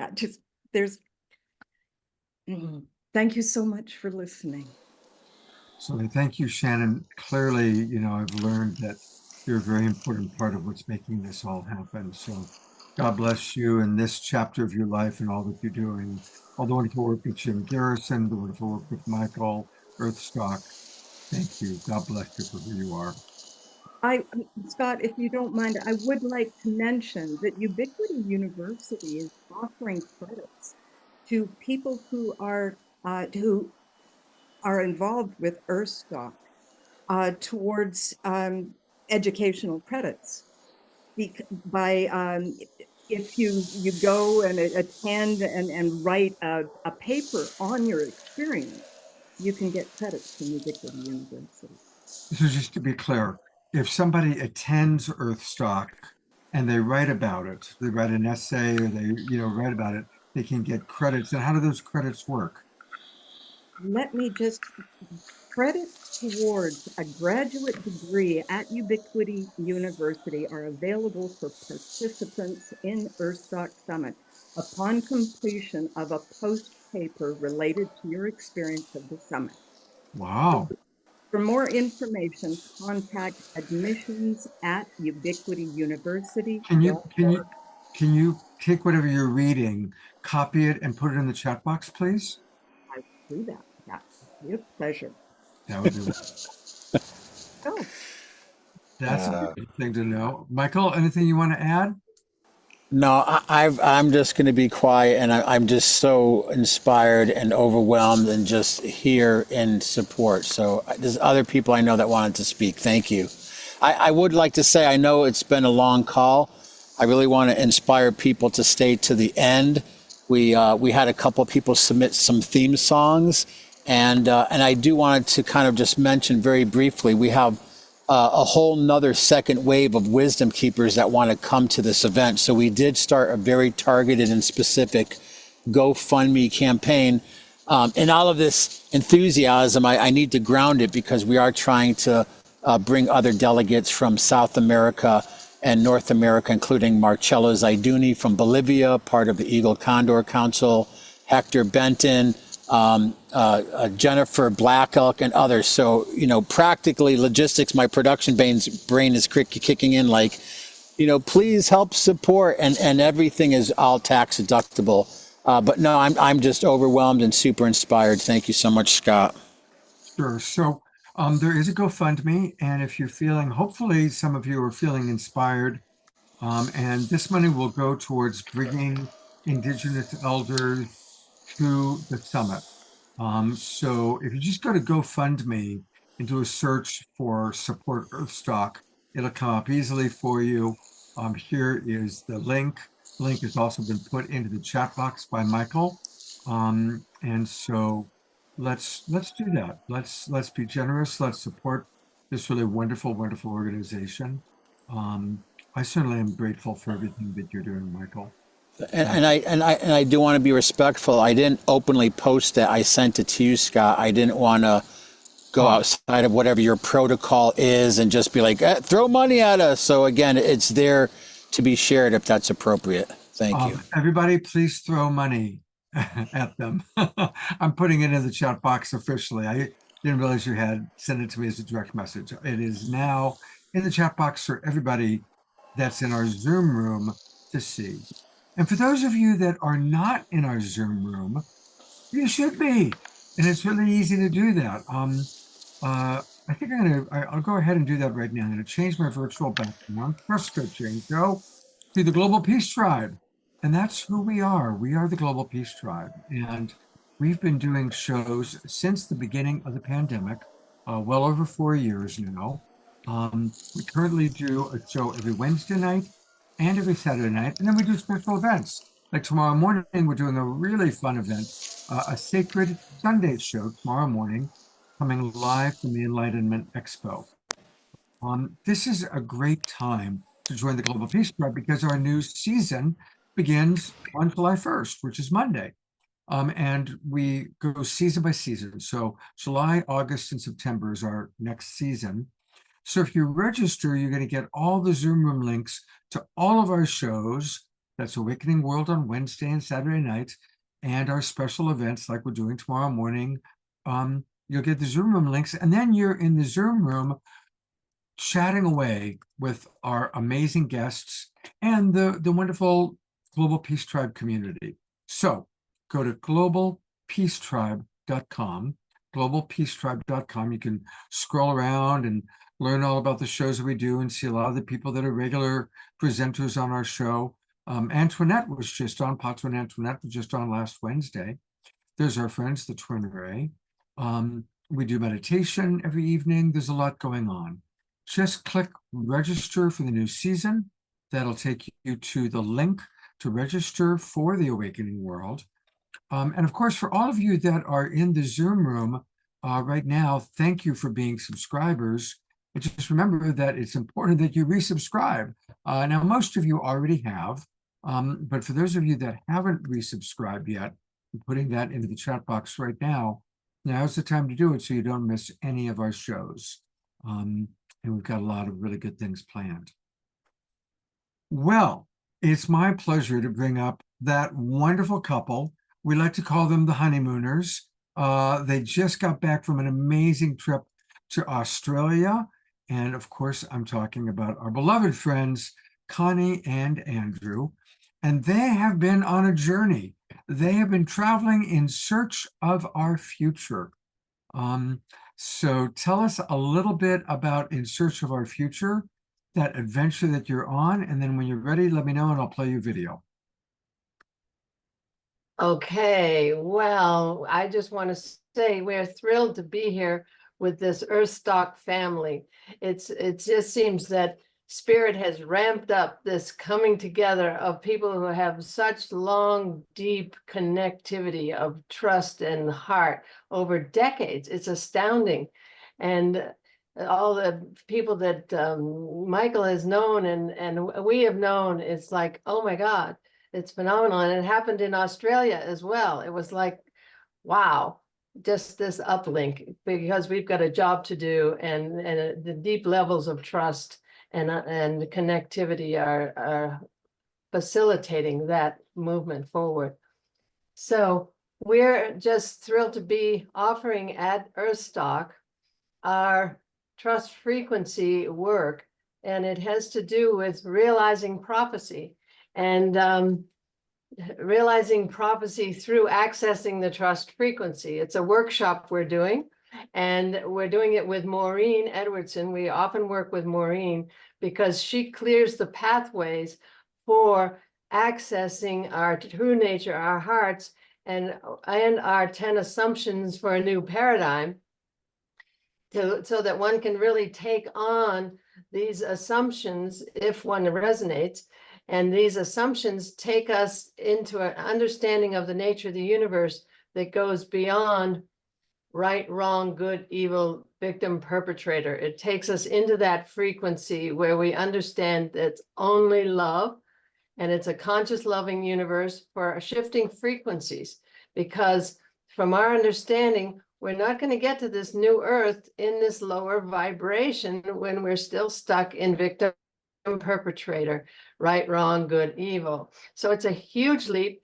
And our dear friend Maureen helps people to clear out those old assumptions, those unexamined, erroneous assumptions about the nature of the universe. And because we've been attached to those, we think that's how the universe works, because we were told that as children, and the whole culture revolves around it.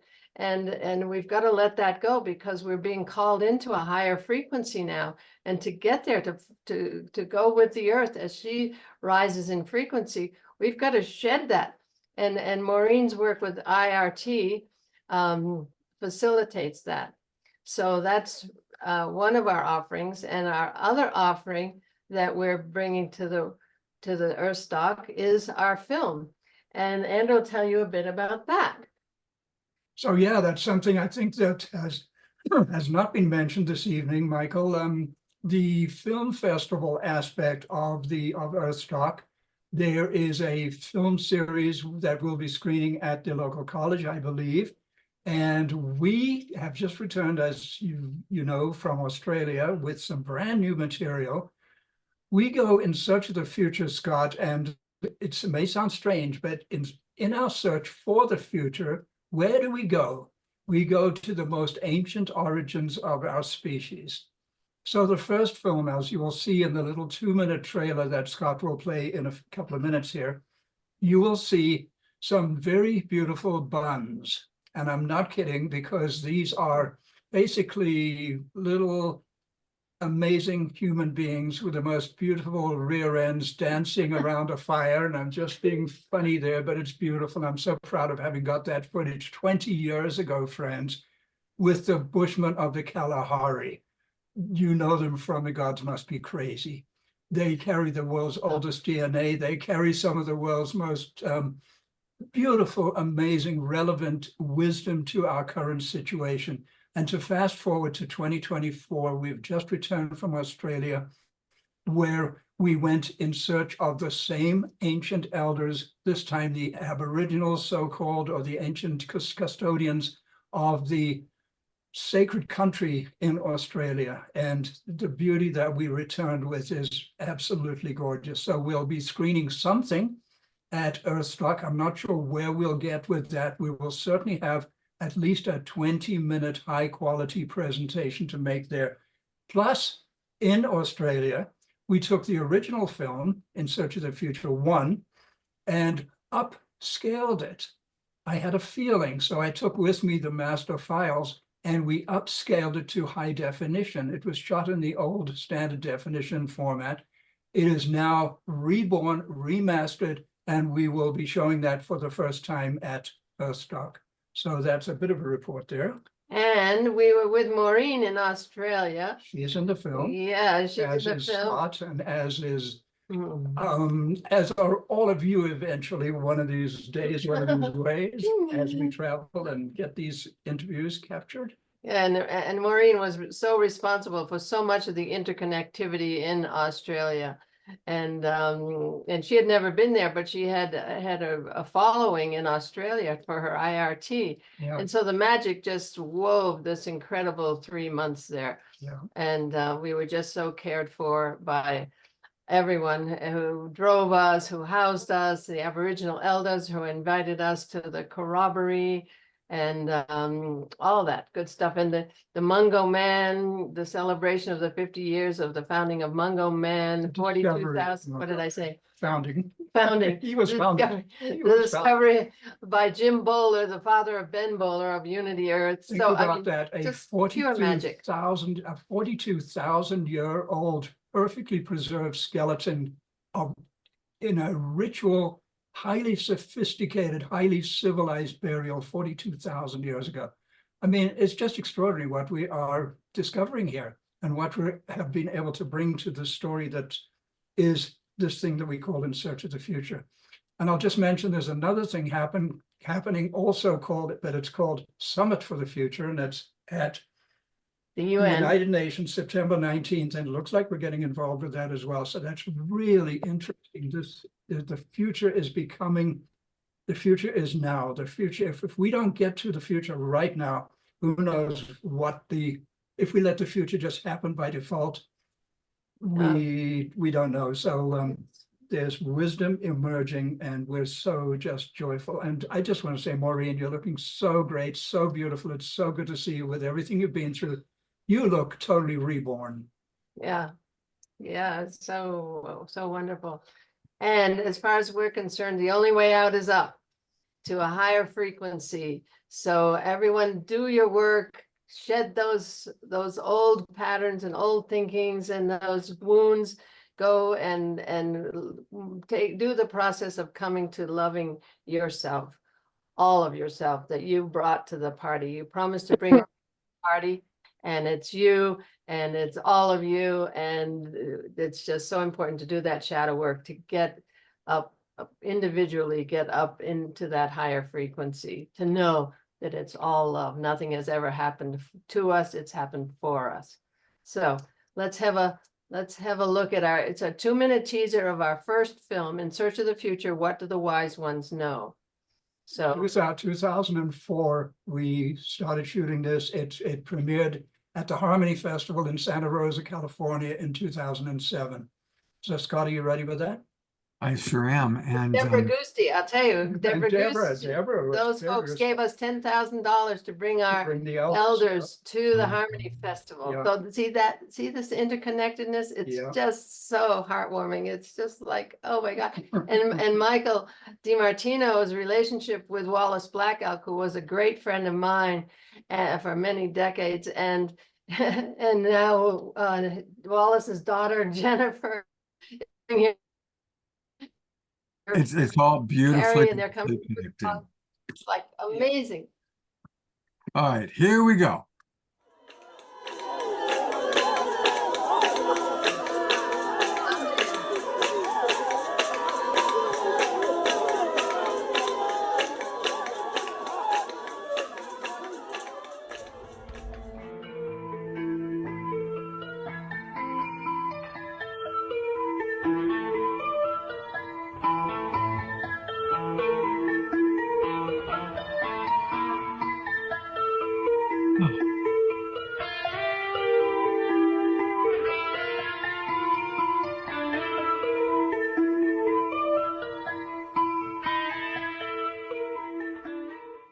Don't get a future automatically because most species are extinct.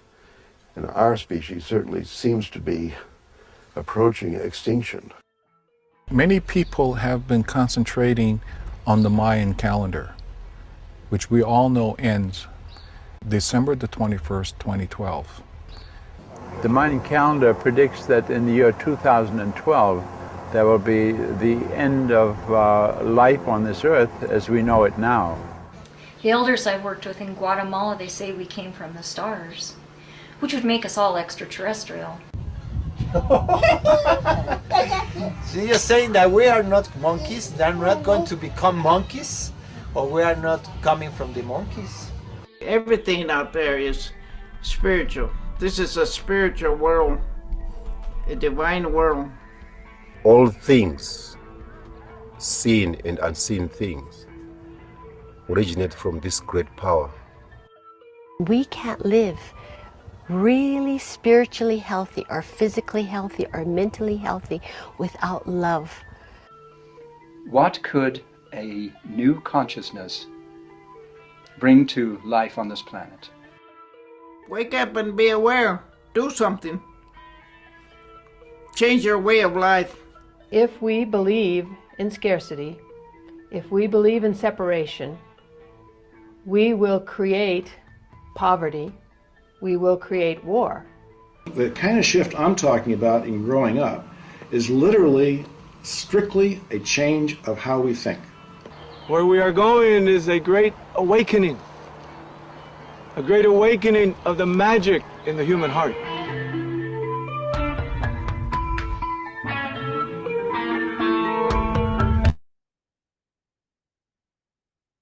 Beautiful Great Awakening is happening, that's for sure. Maureen, we've had you on the camera because you work with these two beautiful people. Is there anything you'd like to share about your wonderful work with them, or the film we just watched, or the film that they're always working on and making? Well, I'd like to say how incredible they are, and their gifts and their talents and their experience is so wide-ranging across the whole spectrum. And Connie, I would invite you to put in your links into who you are and what you do, because it's most astounding. And I, even knowing how amazing you are for quite a while, when I actually went to that link and read the depth of and the breadth of who you are, it's just so incredibly impressive. And I'm just so grateful and proud to be your close friends and your collaborator. We have so much fun together. So yes, it's going to be really an amazing time at EARTHSTOCK for those, especially ones that can be physically present. There's a limited number, so please, register soon to keep your place. And otherwise, that we're always having fun together. But yes, and Search of the Future too, The Only Way Up Out is Up, has so many luminaries. And I mean, the hours, the man hours, the camera hours that you both have put into over the last year, even just, I think it's just a year. It's astounding. How many people actually have you interviewed overall? Have you got a count? 150, probably. I think between 120 and 150. That's incredible. Amazing. Yeah, they are. It's beautiful, beautiful footage. And I want to they're multi-gifted. They're multi-gifted. And so, I put a link into the trustfrequency.net where you'll see also their relationship. And I know, Scott, with your focus on relationships on this show and in your life and in your work, they do have a Dance of Souls course, which is amazing. And it's self-regulated. You go through on your own pace. So check it out, everybody. There's so much available. And, we might hear and then forget, but I'm just here to remind you to tap into the brilliant essence of all the offerings that Connie and Andrew have gifted us with. Absolutely. I'm a particularly big fan of the trust frequency. And when they explained their 10 assumptions and how when we change those assumptions, it changes our reality, it's so beautiful. And they are multi-talented. There's a lot that they do. So the best way, I think, to kind of tap in is to go to their Linktree site. Linktree is a wonderful way to, for people like Connie and Andrew, who do a lot of different things because they are authors, filmmakers, photographers, futurists, climate solutionaries, and also friends of all Global Peace Tribers. And so if you go to the link tree, that's where you can get all the good things. So just go to Linktree, Connie and Andrew, and everything there, sacred activism, all the different inserts of the future, teasers, videos, testimonials. There's a lot going on there. So that's a good place to go for all things Connie and Andrew. Yeah, incredible depth and gift.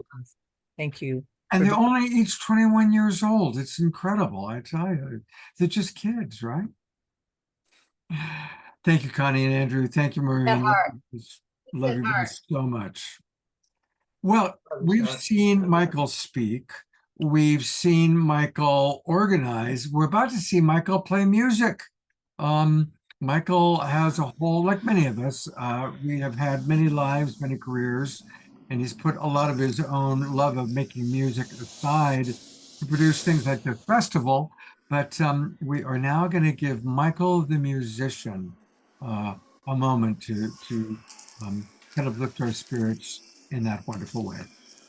Take it away, Michael. Thank you again. And I want to say before I start one thing really quick, and I know there's so much talking. I love when we have the music. I mean, just the vibration. Like I've already gone through several cellular transformations and energetic shifts just over the last couple hours of this call. So I want to thank you, Scott, for what you do, Omashar. And I want to thank my brother, Jerry Anderson, for helping to make the connection. Before I share something very brief, kind of as a closing meditation here, I just want to say, in doing this great weaving, in the time that we're in, we've all done our wholehearted best to do things in a good way and to support the evolution of humanity and consciousness. And sometimes we do things that are less than the most compassionate or enlightened aspects of us as human beings. And I bring this up just because I would like to say for myself that if there's any of you out there that I've ever did anything to bring any harm or injury or insult, that I, in this moment, offer absolute reconciliation and apology for any deficiencies or lack of vision or nearsightedness or farsightedness. So I think it's really important right now as we move together, especially towards just another one of our incredible gatherings. This one happens to be EARTHSTOCK Summit, that we find that place and that we're talking about this wave of compassion and reconciliation, so we can step into the highest embodiment of our most spiritually awake, evolved self. So I just want to apologize for any harm I've contributed to anyone in this community ever throughout the decades of this work. And I also just want to thank this incredible dream team of people who have assembled to help co-create this. So I want to move to sound, but I did want to say that I felt very important. And before I do that, again, I just want to take a moment. My partner's here, she's working, we're heading off to Mount Shasta, but in the spirit of the divine feminine, my partner is an artist from Bulgaria. She's not someone who likes to be in front of the camera, but I just want to share this image she's been working on during our meeting of the Divine Mother from her perspective. Wow. Oh my God, that's gorgeous.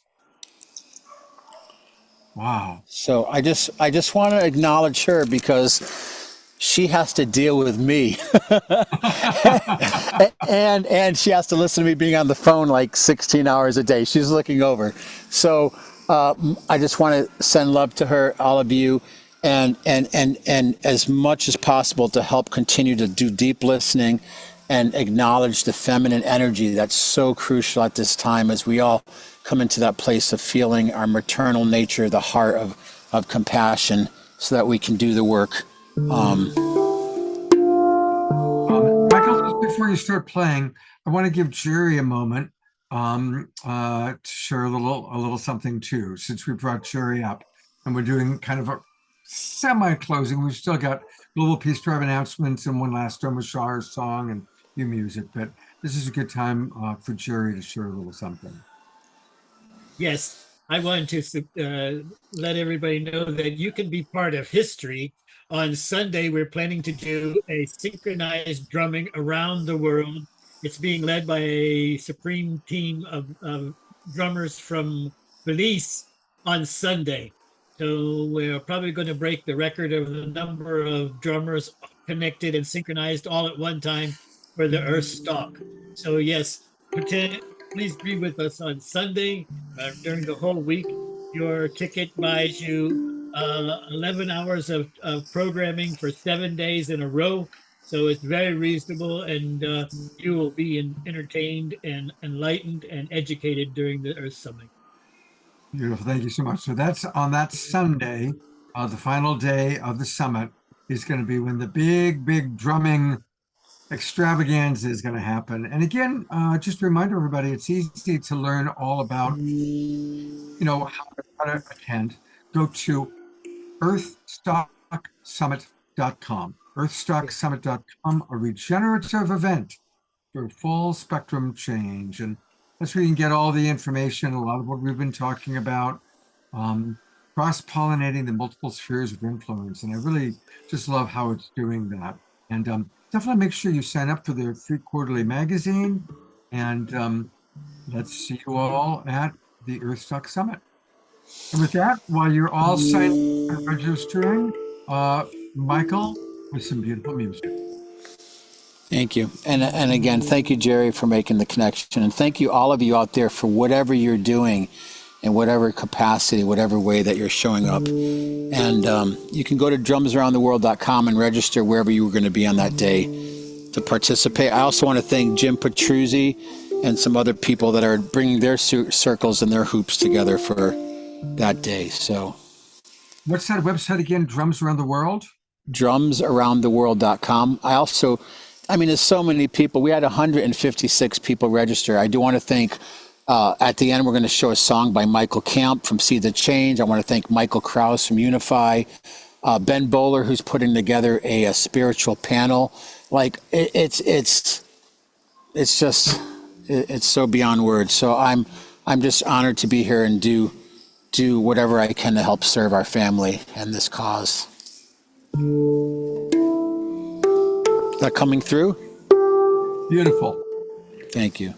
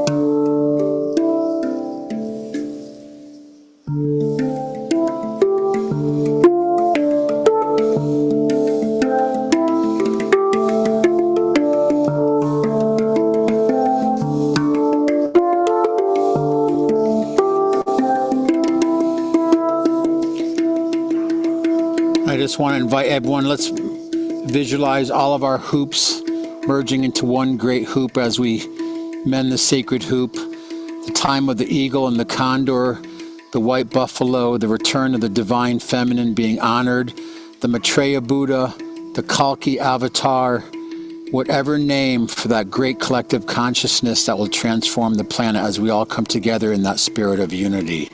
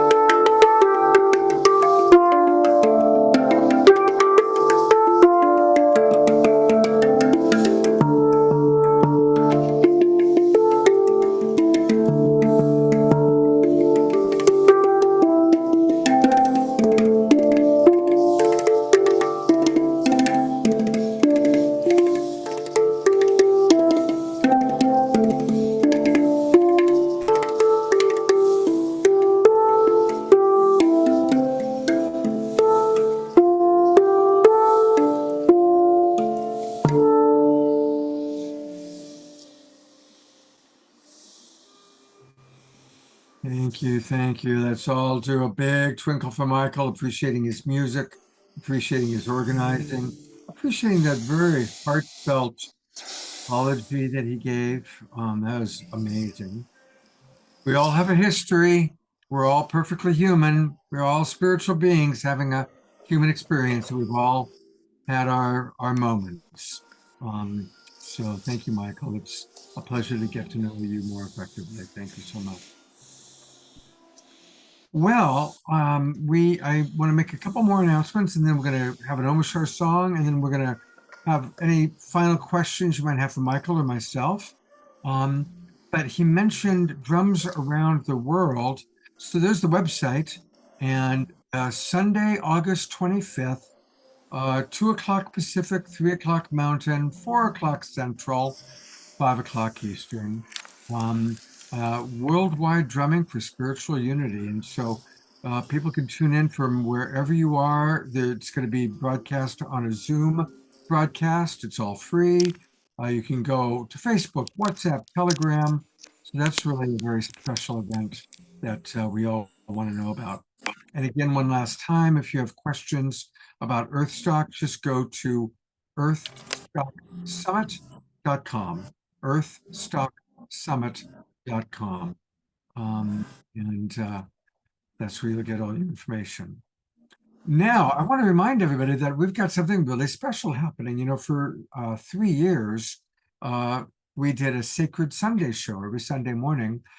And then honestly, it just got to be too much for me to do Saturday night and Sunday morning. So we stopped doing Sacred Sunday. But tomorrow morning is going to be a very Sacred Sunday show.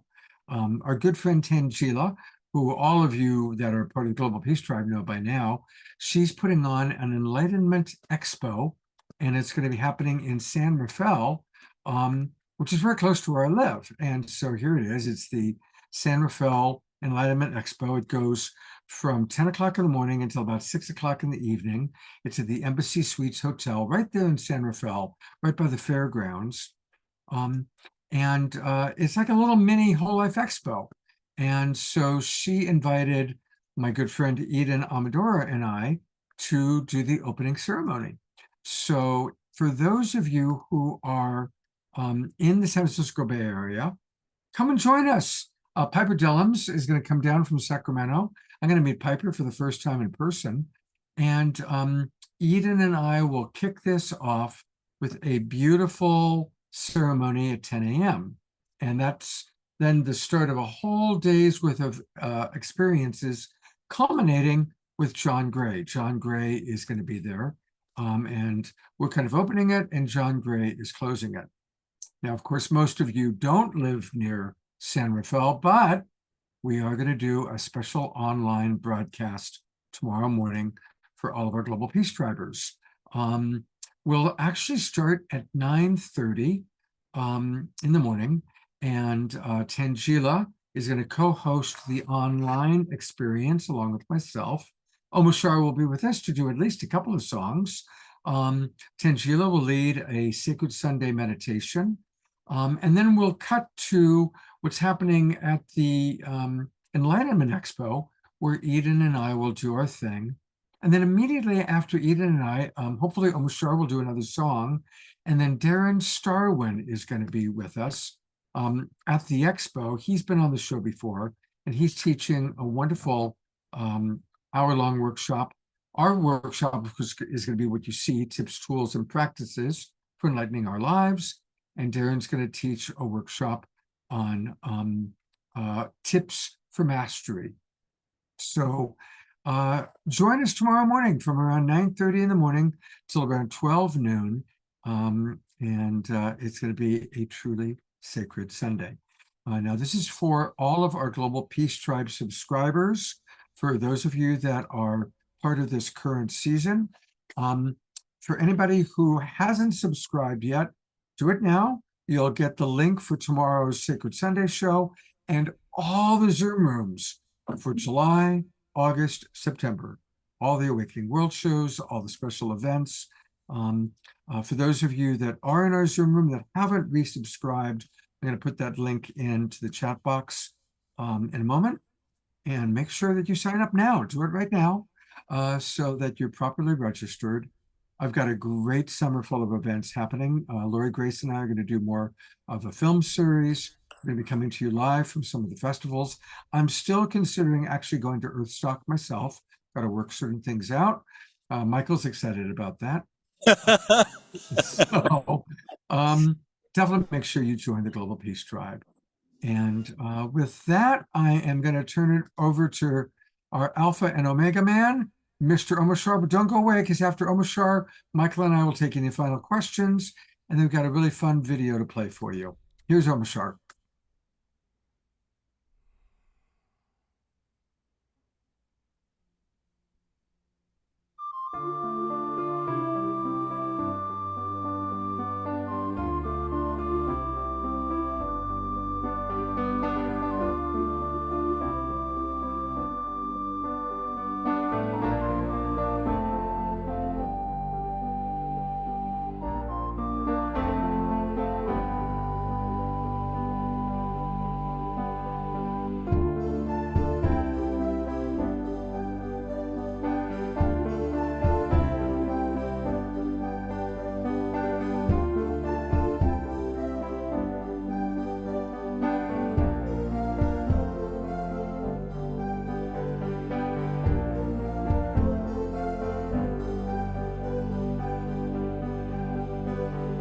In the air is a dream so old. It is born of our longing for a kingdom pure as gold. A kingdom pure as gold. I'm told by the ancients there's a glory true of a new world that's birthing in the hearts of me and you, the heart of me and you. La, la, la, la, la, la, la, la, la, la, la.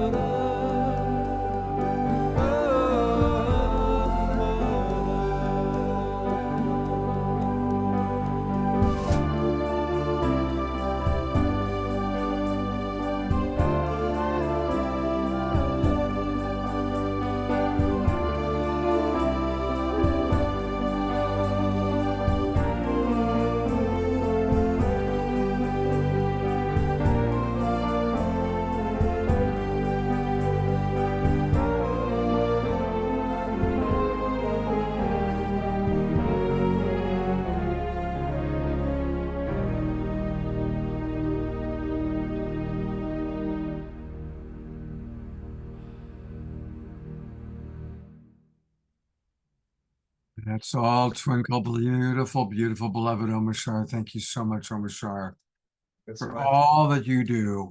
You know what's interesting about that song? That was the very first song I ever heard. When you sent me, whatever you sent me, I don't remember now if it was to your website or your YouTube, but that was the very first Omashar song that I ever heard.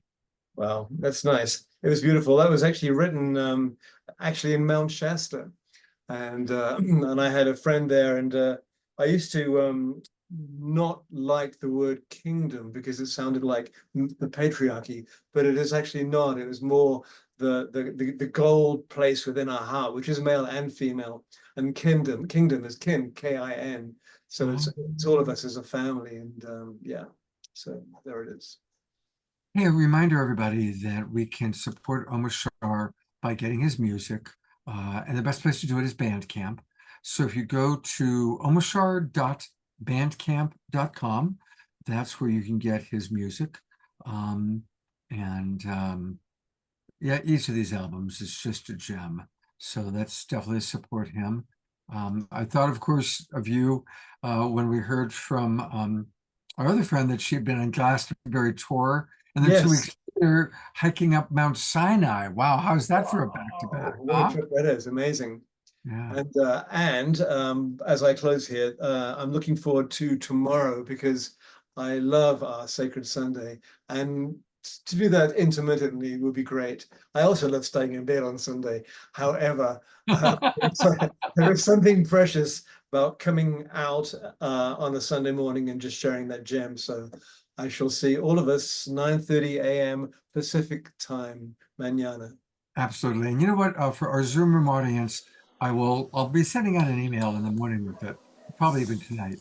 But I'll also put the link to tomorrow morning's Sacred Sunday show. By the way, Michael, I've got you on camera. You are on camera, brother, and we really felt you tonight.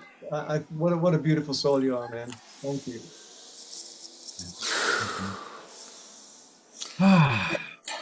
Wow. A quick shout out, honestly, we have a team of like 15, 20 people working on this. We've had about 150 presenters apply. We're trying to weave it all together elegantly. We definitely can use support. And I wanted to also thank Tina Marie, who's dealing with hundreds of emails. I wanted to thank Lisa Ayers, who was brought to us by Shannon, who's doing like the Trello boards. I want to thank Michael Camp, Michael Kraus.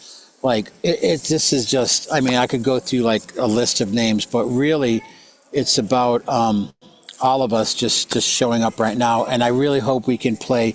Michael Camp put together just like Gail, like another version of a theme song for the event. And it's a real tearjerker, but again, thank you so much. Just deeply honored to be here and to just be in service at this time. Beautiful.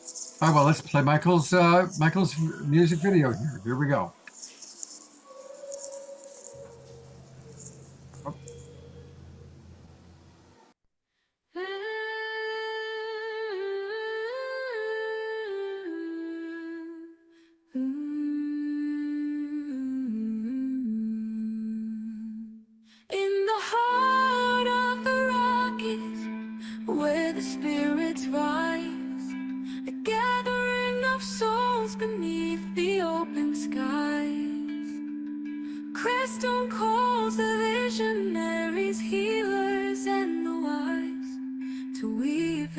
Of change, where hope never dies.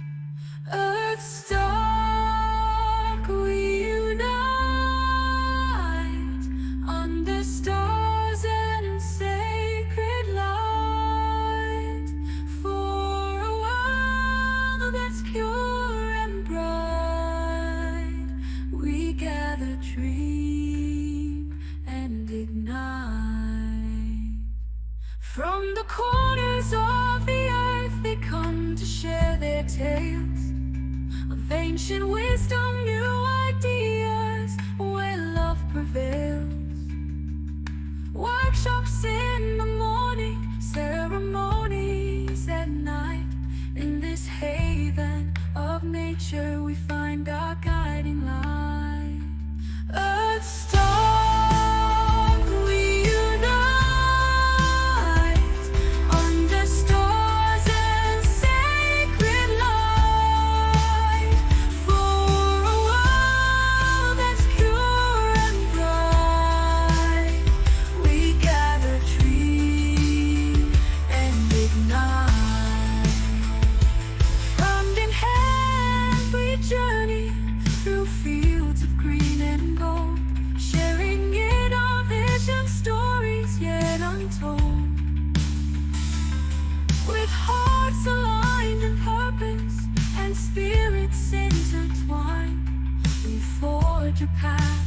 unity, leaving none behind. Songs of the earth, whispers of the trees, harmony in nature, carried by the breeze. With the mountains as our guardians, the rivers as our guide, we build a future radiant, standing side by side. We unite under stars and sacred light, for a world that's pure and bright. We gather, dream, and ignite. As the song it ends, the seeds are sown, a legacy of change from all we've known. The God lies within us in every step we take, a promise to the planet for future's sake. By side, the song it ends, the seeds are sown, a legacy of change from all we've known. Earth what lies within us in every step we take, a promise to the planet for future's sake.